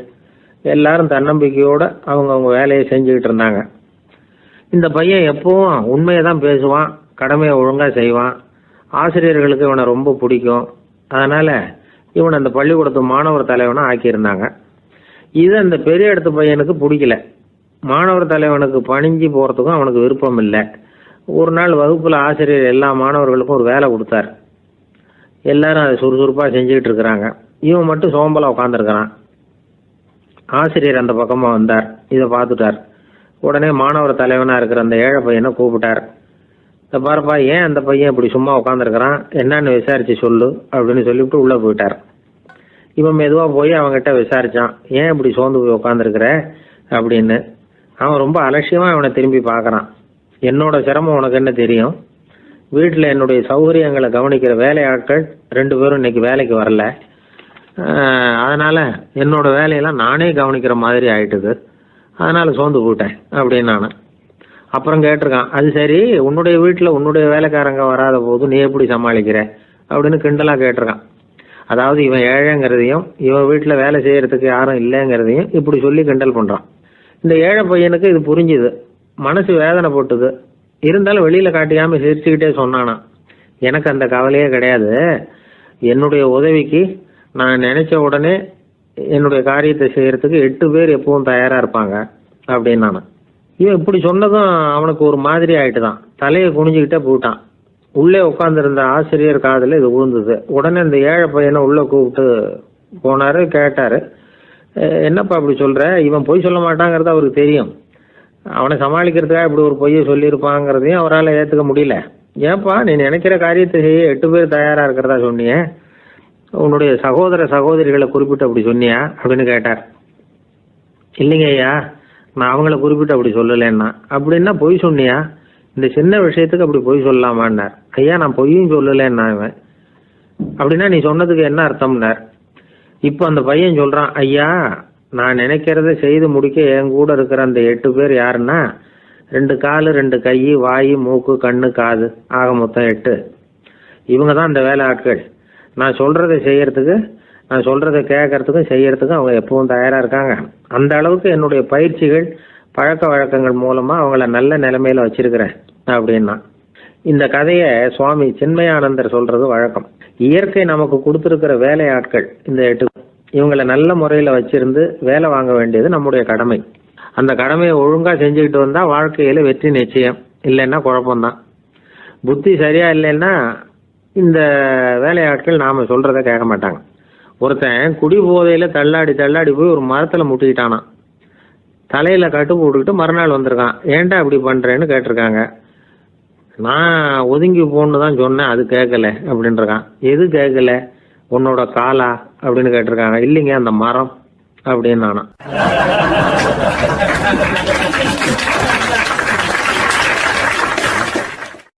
ஒரு ஊர்ல ஒரு ராஜா இருந்தார்.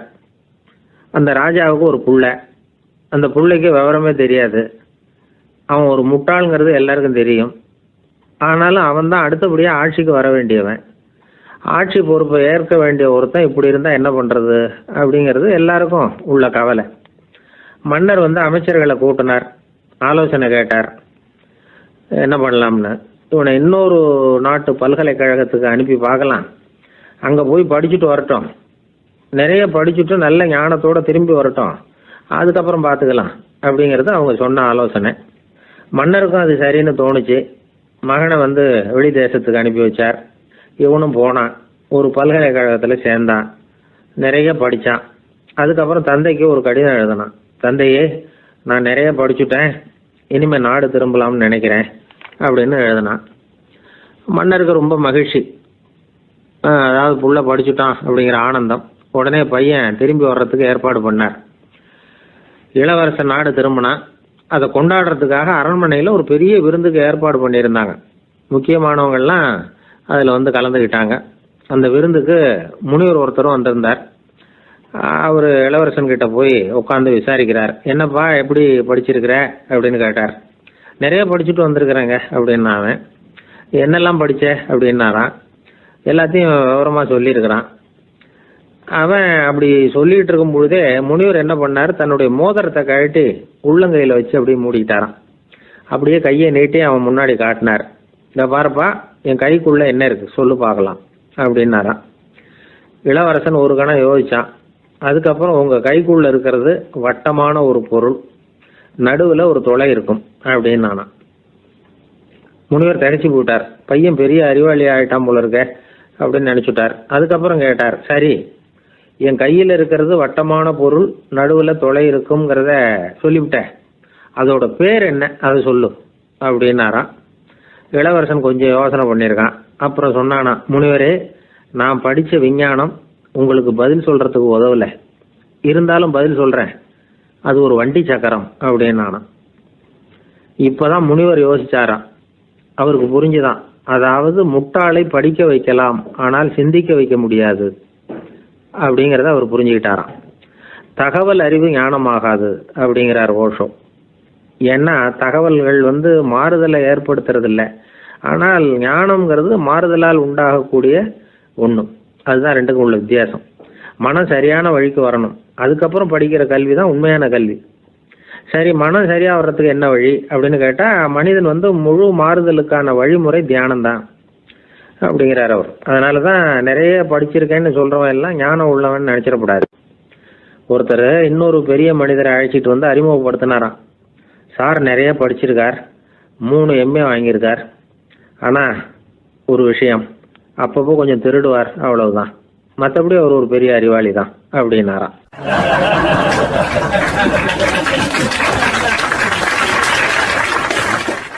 ஒருத்தர் குதிரை ரேஸுக்கு போனார், பணம் கட்டினார், தோத்து போயிட்டார். மறுபடியும் போனார், பணம் கட்டினார், தோத்து போனார். அடுத்த தடவையும் பணம் கட்ட போனப்போ அவரை தடுத்து கேட்டோம், ஏன் சார், ஏற்கனவே விட்டது போதாதா, இன்னமும் இருக்கிறத விடணுமா அப்படின்னு கேட்டோம். விட்டதையெல்லாம் மொத்தமாக எடுக்க வேணாமா சார், அதுக்காக தான் தொடர்ந்து பணம் கட்டுறேன்னார் அவர். இவரை திருத்துறது ரொம்ப கஷ்டம். இது ஒரு மனநோய். மனநோய்களில் பல வகை உண்டு. மனநோய்கள் பிரிவு அட்டவணையில் சூதாட்டம்ங்கிறது அவதியுறும் நோய் அப்படிங்கிற தலைப்பில் வருது. சூதாட்டம் வந்து 2 வகைப்படும்னு சொல்கிறாங்க உளவியல் நிபுணர்கள். ஒரு வகை எப்படின்னா, நண்பர்களோடு சேர்ந்துக்கிட்டு மகிழ்ச்சியும் கிளர்ச்சியும் அடையிறதுக்காக ஈடுபடுறது, பிரச்சனைகளை தீர்க்கறதுல ஒரு ஆர்வம், கேளிக்கைக்காக கொஞ்சம் விட்டு பிடிக்கிறது அப்படிங்கிற மனுஷனுடைய அடி மனசில் உள்ள விபரீத பிணைய சுபாவம், இதெல்லாம் அதுக்கு காரணம். இன்னொரு வகை எப்படின்னா, சூதாட்டத்தில் ஈடுபட்டு ஒரு கட்டாய நிலைமைக்கு ஆளாயிடுறது, ஈடுபடு அப்படின்னு மனசு ஒரு வெறித்தன்மையை தூண்டிக்கிட்டே இருக்கும். இப்படிப்பட்டவங்களுக்கு நாம் தோத்துக்கிட்டு இருக்கோங்கிறது தெரியும், நாம் ஜெயிக்கிறதுக்கான சந்தர்ப்பம் இல்லைங்கிறதும் தெரியும். இதனால் நமக்கும் கஷ்டம், நம்ம சுற்றி இருக்கிறவங்களுக்கும் கஷ்டங்கிறதும் புரியும். அப்படி இருந்தும் சூதாடுவாங்க. இதுக்கு காரணம் சூதாடியின் பகற்கனவு அப்படிங்கிறாங்க நிபுணர்கள். இந்த நிலைமைக்கு கட்டாய சூதாட்டம் அல்லது நிர்பந்த சூதாட்டம் அப்படின்னு பேர் வச்சிருக்கிறாங்க. இப்படிப்பட்ட ஆசாமி இருக்கிறது பூரா விட்டுருவான், கடன் வாங்குவான், திருடுவான், இருந்தாலும் என்னைக்காவது ஒரு நாள் ஜெயிச்சிருவேன் அப்படின்னு சொல்லிக்கிட்டே இருப்பான். விட்டதை எடுத்துருவேங்கிற ஒரு நம்பிக்கை சுடர் அவனுக்குள்ளே எரிஞ்சிக்கிட்டே இருக்கும். இவனை வந்து மனநோயாளி அப்படின்னு சொல்லிட முடியாதான். என்ன காரணம்னா, இது மாதிரி ஆளுங்க கிட்ட மன போராட்டமோ கவலையோ பதட்டமோ இருக்கிறது இல்லை. சில விசேஷமான குணங்கள் இவங்க கிட்ட உண்டு. எதிர்ப்பு உணர்ச்சி, சிறுபிள்ளைத்தனம், சட்டத்திட்டங்களையும் சம்பிரதாயங்களையும் உட தெரியாத மனப்போக்கு, பொறுப்பில்லாத தன்மை, நெறி தவறி நடக்கிறது எல்லாம் இவங்ககிட்ட உண்டு. ஆனால் வெளிப்பார்வைக்கு ரொம்ப சிநேகமாக இருப்பாங்க, அன்பாக இருப்பாங்க. அப்படி இருக்கிறதாக காட்டிக்குவாங்க. ஆதாயம், சுயலாபம் இதெல்லாம் கருதி தான் பழகுவாங்க.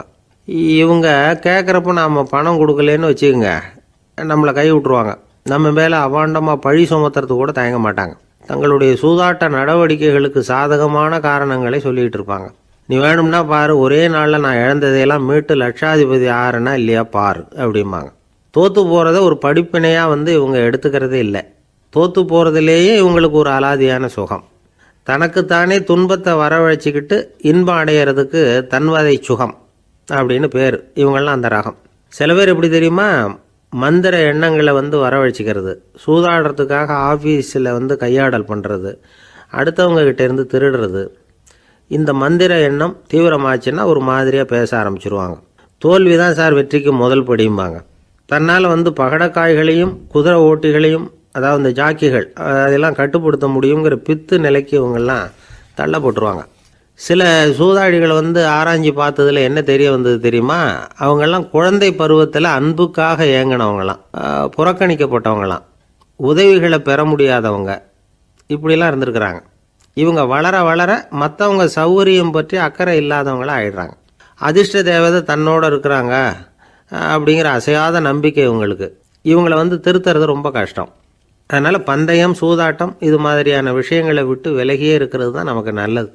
ஒரு ஆள் சொன்னான், என்னுடைய குதிரை வேகமாக ஓடுறதுக்கு என்ன வழி அப்படின்னு கால்நடை மருத்துவர்கிட்ட யோசனை கேட்டேன்.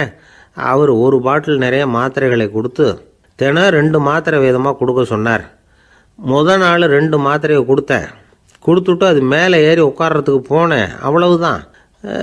அதுக்குள்ளே அது அம்பு மாதிரி பாஞ்சு ஓடி போச்சு. நான் இன்னும் உட்காரவே இல்லை, அதுக்குள்ளே பாஞ்சு ஓடி போச்சு அப்படின்னா. அடடா, அப்புறம் நீங்கள் என்ன பண்ணீங்க அப்படின்னு கேட்டாங்க. என்ன பண்ணுறது, மீதி மாத்திரை பூராவே நான் முழுங்கி விட்டு அதுக்கப்புறம் துரத்தி பிடிச்சி அது மேலே ஏறி உட்காந்தேன் அப்படின்னா அவன்.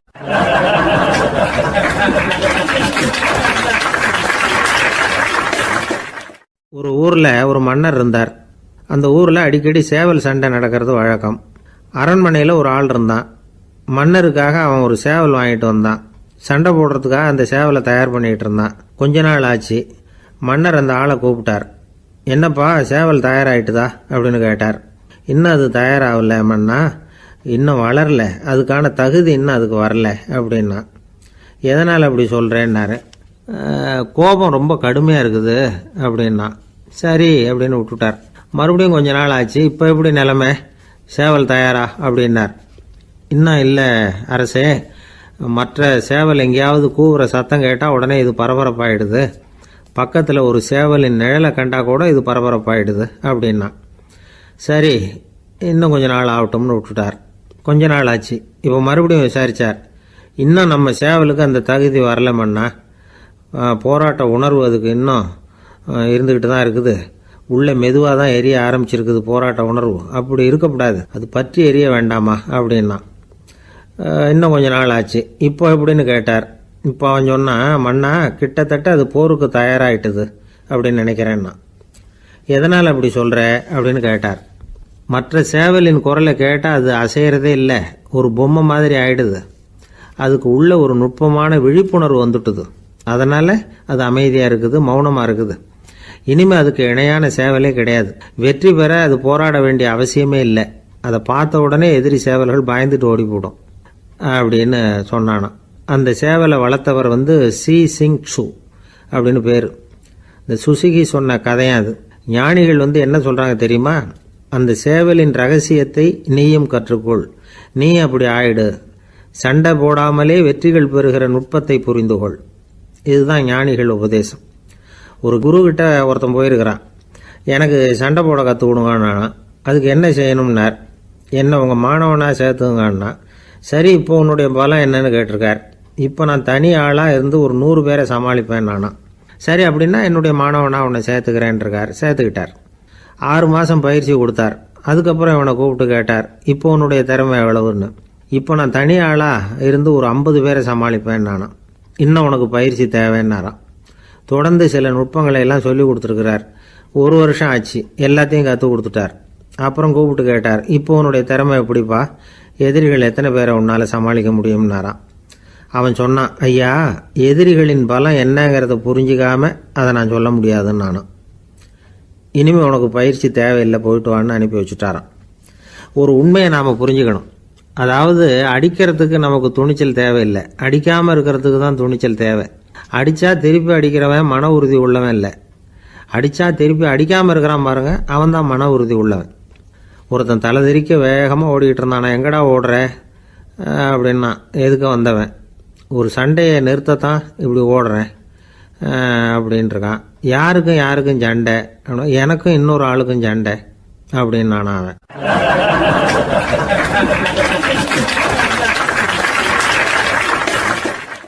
பொங்கல் திருநாள்.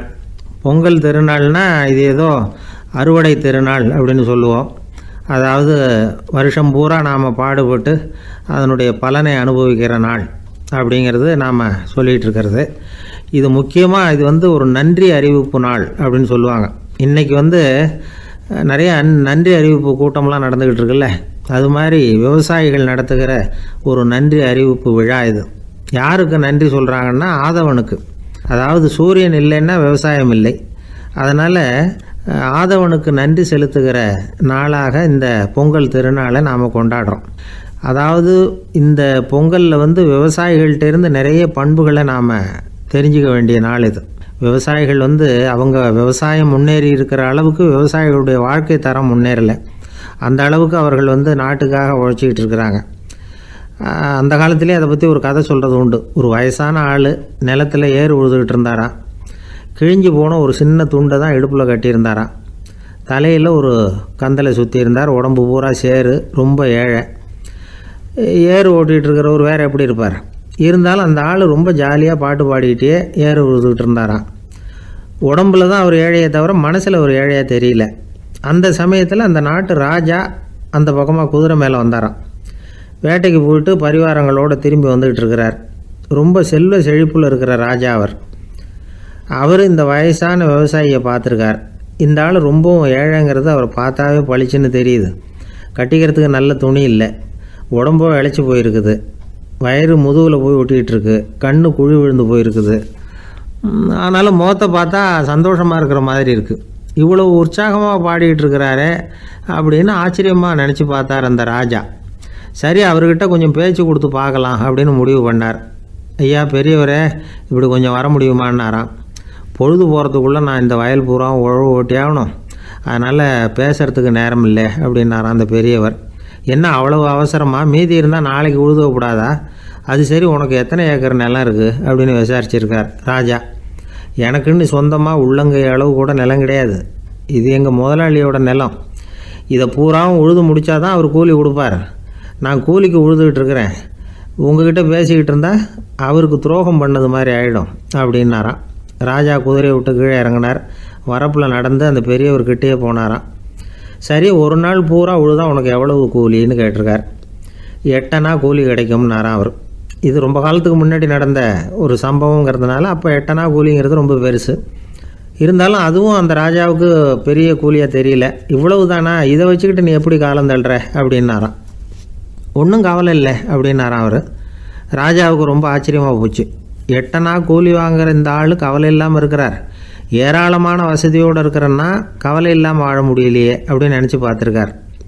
அது சரி, 8 அணாவில் எப்படி குடும்பம் நடத்துகிற அப்படின்னு கேட்டாராம். எனக்கு கிடைக்கிற 8 அணாவில் 2 அணா குடும்பத்துக்கு செலவழிக்கிறேன், 2 அணா பழைய கடனுக்கு கொடுக்குறேன், 2 அணா தர்மம் செய்கிறேன், 2 அணா வட்டிக்கு கொடுக்குறேன், ஒரு குறையும் இல்லைன்னாராம். ராஜாவுக்கு ஒன்றும் புரியல. எனக்கு ஒன்றும் புரியலேன்னு இருக்கார். ஐயா, எனக்கும் என் மனைவிக்கும் 2 அணா செலவாகுது. வயசான அம்மா அப்பா இருக்கிறாங்க, சின்ன வயசில் என்னை காப்பாற்றினவங்க அவங்க. அந்த கடனுக்கு 2 அணா செலவாகுது, அது பழைய கடன். என் தங்கச்சி ஒருத்தி ஆதரவு இல்லாத நிலைமையில் தன்னுடைய மகனோட என் வீட்டில் இருக்கிறா, அவளுக்கும் அவள் மகனுக்கும் 2 அணா செலவு பண்ணுறேன், அது தர்மம். எனக்கு 2 பிள்ளைங்க இருக்கிறாங்க, அவங்களுக்கு 2 அணா செலவு பண்ணுறேன், அது வட்டிக்கு கொடுக்கறது மாதிரி. பிற்காலத்தில் அவங்க எங்களை காப்பாற்றுவாங்க. அந்த வகையில் நான் திருப்தியோடு வாழ்ந்துக்கிட்டு இருக்கிறேன் அப்படின்னாராம். ராஜாவுக்கு அர்த்தம் புரிய ஆரம்பிச்சுதான். அந்த பெரிய நிலத்தை விலை கொடுத்து வாங்கி அந்த பெரியவருக்கே தானமாக கொடுத்துட்டாராம். இப்போ உழுதவருக்கே நிலம் சொந்தமாயிட்டுது. அன்னையிலேருந்து அரசனுக்கும் ஆறுதல் கிடைச்சிதான். இப்படி ஒரு கதை சொல்லுவாங்க. 8 அணா வருமானத்தை வச்சுக்கிட்டு எப்படி காலத்தை தள்ளுறதுன்னு சொல்கிறதுக்காக இந்த கதையை சொல்கிறதாக யாரும் தப்பாக நினச்சிக்கக்கூடாது. கிடைக்கிறத எப்படி பங்கு போடுறார், எப்படி திருப்தியாக வாழறார் அப்படிங்கிறது தான் முக்கியம். அது மாதிரி இன்றைக்கு இந்த பொங்கல் திருநாளில் உழவர்கள் மனசு மகிழ்ச்சியாக இருந்ததுன்னா அது எல்லாரும் மகிழ்ச்சியாக இருக்கிறது மாதிரி அர்த்தம். அதனால் அவர்கள்ட்டேருந்து நாம் பாடம் கற்றுக்கணும். சில உழவர்கள் தங்கள் நிலத்தில் விளையிறத தாங்கள் சாப்பிட மாட்டாங்க, அடுத்தவங்கள்ட்ட விற்றுட்டு சந்தையில் போய் வேறு அரிசி வாங்கிட்டு வந்து தான் இவங்க சாப்பிடுவாங்க. அப்படிப்பட்ட விவசாயிகள்லாம் இது உண்டு. பங்கிடுகிற பண்பை உழவர்கள்ட்டேருந்து கற்றுக்கொள்ளுங்கள் அப்படிம்பாங்க. ஒரு ஆள் நிம்மதியாக மகிழ்ச்சியாக இருந்தானா, உங்கள் நிம்மதிக்கும் மகிழ்ச்சிக்கும் என்ன காரணம்னு கேட்டிருக்கார் இன்னொருத்தர். என்கிட்ட இருந்தது பூராவையும் என் பிள்ளைங்களுக்கு சமமாக பங்கு போட்டு கொடுத்துட்டேன், எனக்குன்னு எதுவுமே வச்சுக்கல, அதுதான் நிம்மதிக்கு காரணம்ன்றிருக்கான். உங்ககிட்ட இருந்தது எவ்வளவு இருந்தது அப்படின்னு கேட்டிருக்காரு அவர். மொத்தமாக ஒரு 50,000 ரூபா இருக்கும் அப்படின்னு இருக்கான். அவ்வளவும் பணமாகவே இருந்ததா அப்படின்னு கேட்டிருக்காங்க இவங்க. இல்லைங்க, அவ்வளவும் கடன், அதை தான் பிரித்து கொடுத்துருக்கேன் பிள்ளைங்க கிட்ட அப்படின்னு நானா அவன்.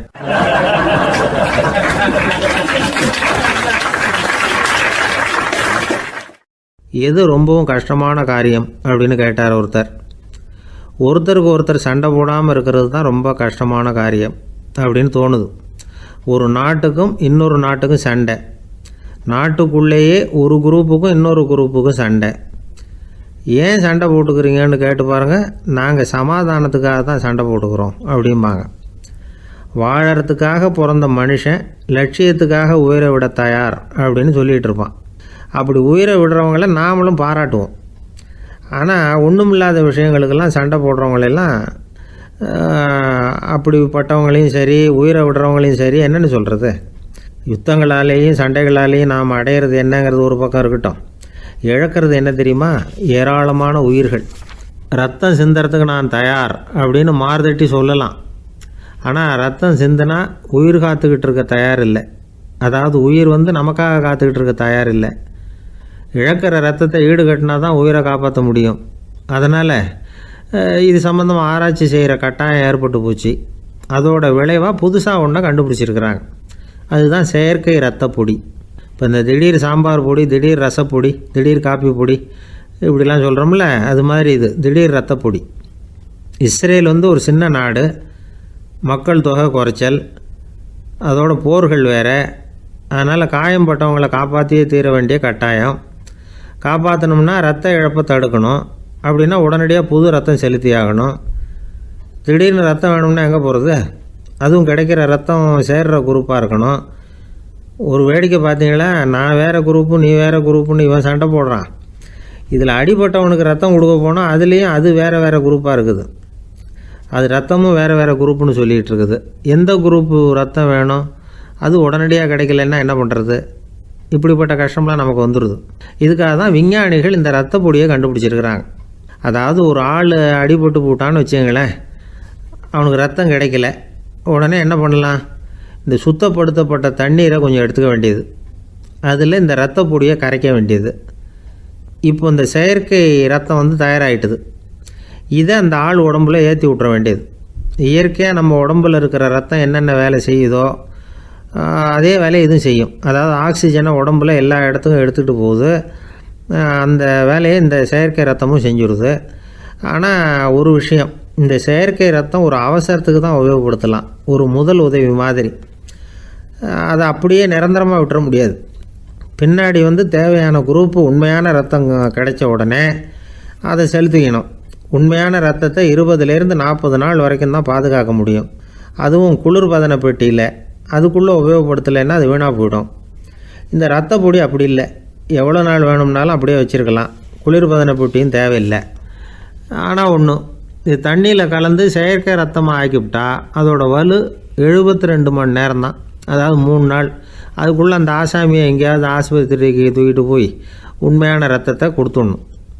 சண்டையில் அடிபடுறவங்க, சாலை விபத்தில் அடிபடுறவங்க, இவங்களுக்கெல்லாம் அவசரத்துக்கு கை கொடுத்து உதவுறது இந்த செயற்கை ரத்த பொடி.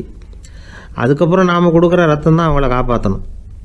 இன்றைக்கி ரத்தத்தை தானமாக கொடுக்க தயாராக இருக்கிற நல்ல உள்ளங்கள் ஏராளம். எவ்வளவு ஆக்சிடெண்ட்டு, ஆப்ரேஷன், இதில் சம்மந்தப்பட்டவங்களை காப்பாற்றுறது நாம் தானமாக கொடுக்குற ரத்தம் தானே. ஒரு ஆக்சிடெண்ட்டு, ஒரு ஸ்கூட்டர் ஒரு ஆள் மேலே மோதி விட்டுது, பார்த்து வரக்கூடாதா அப்படின்னா அந்த ஆள், நீ தான் பார்த்து நடக்கணும், ஏன்னா 20 வருஷமாக நான் அந்த ஸ்கூட்டரை ஓட்டிக்கிட்டு இருக்கிறேன் அப்படின்னானா இவன். இதுக்கு அவன் சொன்னானா, நீ தான் பார்த்து ஓட்டணும், ஏன்னா 40 வருஷமாக நான் இப்படி நடந்துக்கிட்டு இருக்கிறேன் அப்படின்னானா.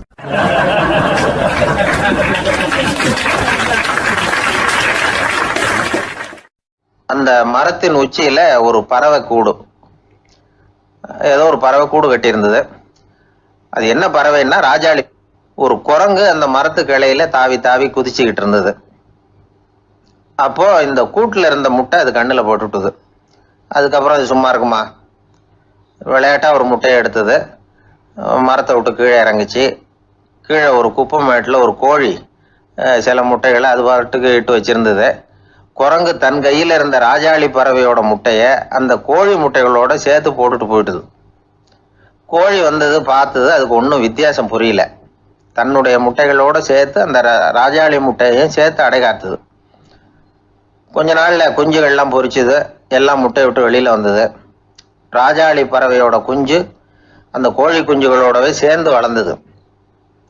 மற்ற கோழி குஞ்சுகள் போலவே இதுவும் குப்பையை கிளறிச்சு புழு பூச்சிகளை சாப்பிட்டுது. காக்கைகள் தாக்கிறதுக்கு வந்ததுன்னா மற்ற கோழி குஞ்சுகள் மாதிரியே இதுவும் பயந்து போய் தாய் கோழியின் சிறகுகளுக்கு உள்ள ஒளிஞ்சுக்கும். இப்படியே கொஞ்ச காலம் போச்சு. குஞ்சுகள்லாம் வளர்ந்து பெருசாயிட்டுது. சிலது சேவல்களாச்சு, சிலது கோழிகளாச்சு. அந்த ஒன்று மட்டும் ராஜாளி ஆச்சு. ஆனால் ஒரு விஷயம், தான் ஒரு ராஜாளிங்கிறது அந்த பறவைக்கு தெரியாது. தன்னையும் ஒரு கோழின்னே அது நினச்சிக்கிட்டு இருக்கு. அப்படி நினச்சிக்கிட்டு குப்பை மேட்டை கிளறிக்கிட்டு இருக்கு. ஒரு நாள் சாயந்தர நேரம் இந்த ராஜாளி பறவை கீழே அது பாட்டுக்கு வழக்கம் போல குப்பையை கிளறிக்கிட்டு இருக்குது. அப்போ அண்ணாந்து பார்க்குது. வானத்தில் உயரத்தில் கூட்டமாக ராஜாளி பறவைகள் உல்லாசமாக வட்டம் அடித்து பறந்துக்கிட்டு இருக்கு. அதே இது பார்க்குது. இதுக்கு மனசுக்குள்ளே ஏக்கமாக போச்சான். அப்போது இதுக்கு ஆண்டவன் பேரில் கோபம் வந்துதான். ஆண்டவனுக்கு என் பேரில் ஏன் இந்த ஓர வஞ்சனை, என்னையும் ஒரு ராஜாளியாக படைச்சிருந்தா நானும் கூட இந்நேரம் ஆகாயத்தில் உல்லாசமாக பறந்துக்கிட்டு இருப்பேனே அப்படின்னு நினச்சி வருத்தப்பட்டுதான். இது வேடிக்கையாக இருக்குல்ல. ஒரு வகையில் பார்த்தா நாம் கூட இந்த ராஜாளி பறவை மாதிரி தான் வாழ்ந்துக்கிட்டு இருக்கோம் அப்படிங்கிறார் ஒரு உளவியல் நிபுணர்.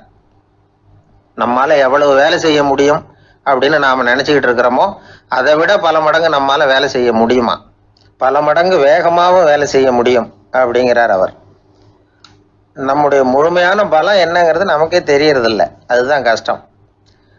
நம்முடைய பலம் தெரியாததுனால தான் நாம் எதுக்கு எடுத்தாலும் பயந்துக்கிட்டு இருக்கிறோம்.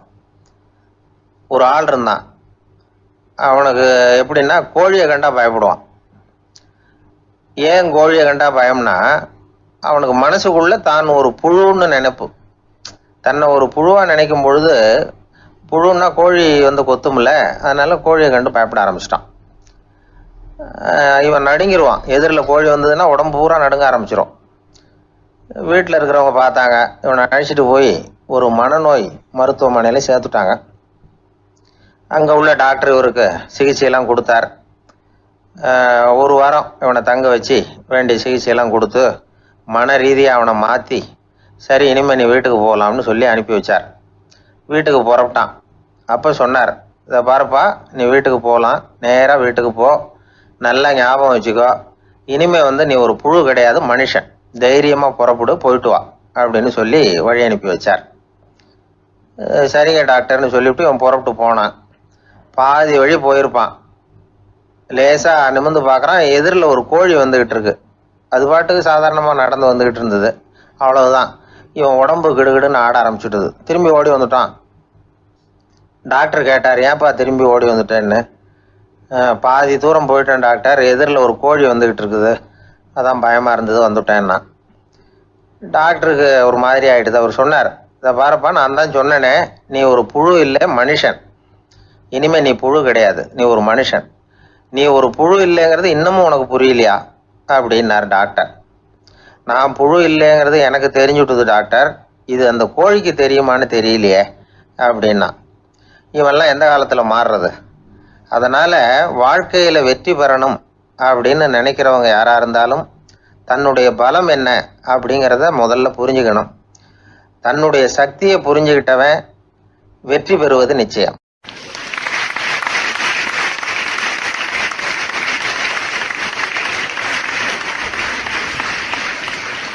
ஒருத்தர் அவசரமாக போய்கிட்டு இருந்தார். எங்கே போய்கிட்டு இருக்கீங்க அப்படின்னு கேட்டார் ஒரு பெரியவர். கடைக்கு போகிறேன் சார், சாமான் வாங்கிறதுக்கு அப்படின்னார். அங்கே போகிறதுக்கு முன்னாடி தெரிஞ்சிக்க வேண்டியதெல்லாம் தெரிஞ்சுக்கிட்டீங்களா அப்படின்னு கேட்டார் பெரியவர். கடைக்கு போய் காசை கொடுத்து ஒரு பொருளை வாங்கிட்டு வரப்போகிறோம், இதில் தெரிஞ்சிக்க வேண்டியது என்ன இருக்குது அப்படின்னார் அலட்சியமாக. இப்போ அந்த பெரியவர் பேச ஆரம்பித்தார்.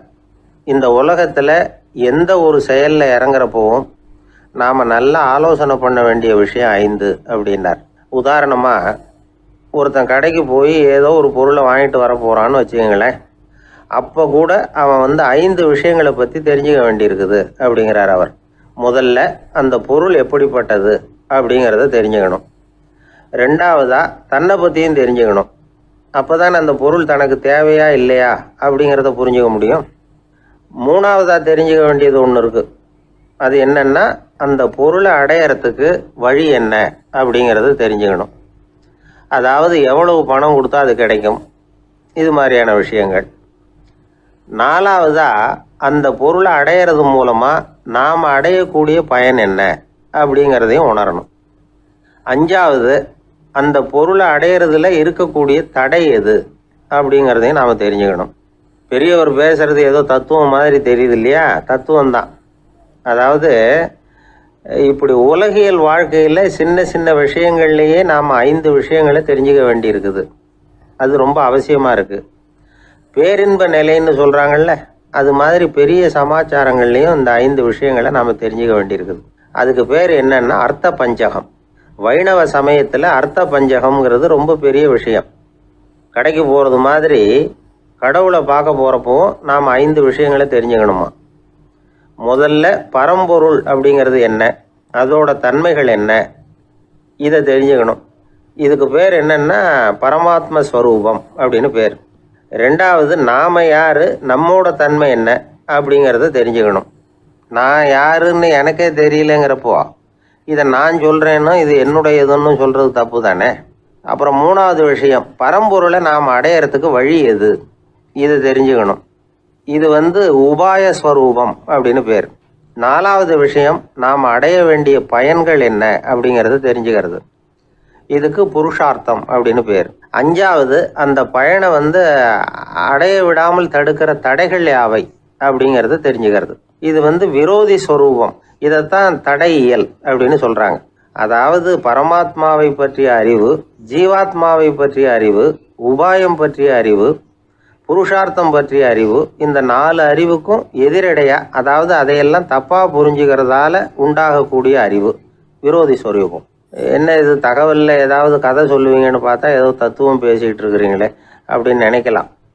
இதுவும் தெரிஞ்சிக்க வேண்டிய ஒரு பெரிய விஷயந்தான். காதில் போட்டு வச்சா எப்போவாவது உபயோகப்படும். என்னுடைய நண்பர் ஒருத்தர் ஒரு நாள் என்கிட்ட சொன்னார், சார், அடுத்த மாதம் தஞ்சாவூரில் ஒரு கல்யாணம், போகிறதா வேண்டாமா அப்படின்னு ஒரே குழப்பமாக இருக்குது அப்படின்னார். நான் உடனே இந்த அர்த்த பஞ்சக உபதேசம் பண்ண ஆரம்பித்தேன். அவர் எல்லாத்தையும் பொறுமையாக கேட்டுவிட்டு, சரி சார், நான் போகிறதுன்னு முடிவு பண்ணிவிட்டேன்னார். எப்படி இந்த முடிவுக்கு வந்தீங்க அப்படின்னு கேட்டேன். அவர் சொன்னார், சார், அந்த 2வது பாயிண்ட் ஒன்று சொன்னீங்களே, அதை புரிஞ்சுக்கிட்டதுக்கு அப்புறம்தான் இந்த முடிவுக்கு வந்தேன் அப்படின்னார். என்ன ரெண்டாவது பாயிண்ட்டுன்னேன்.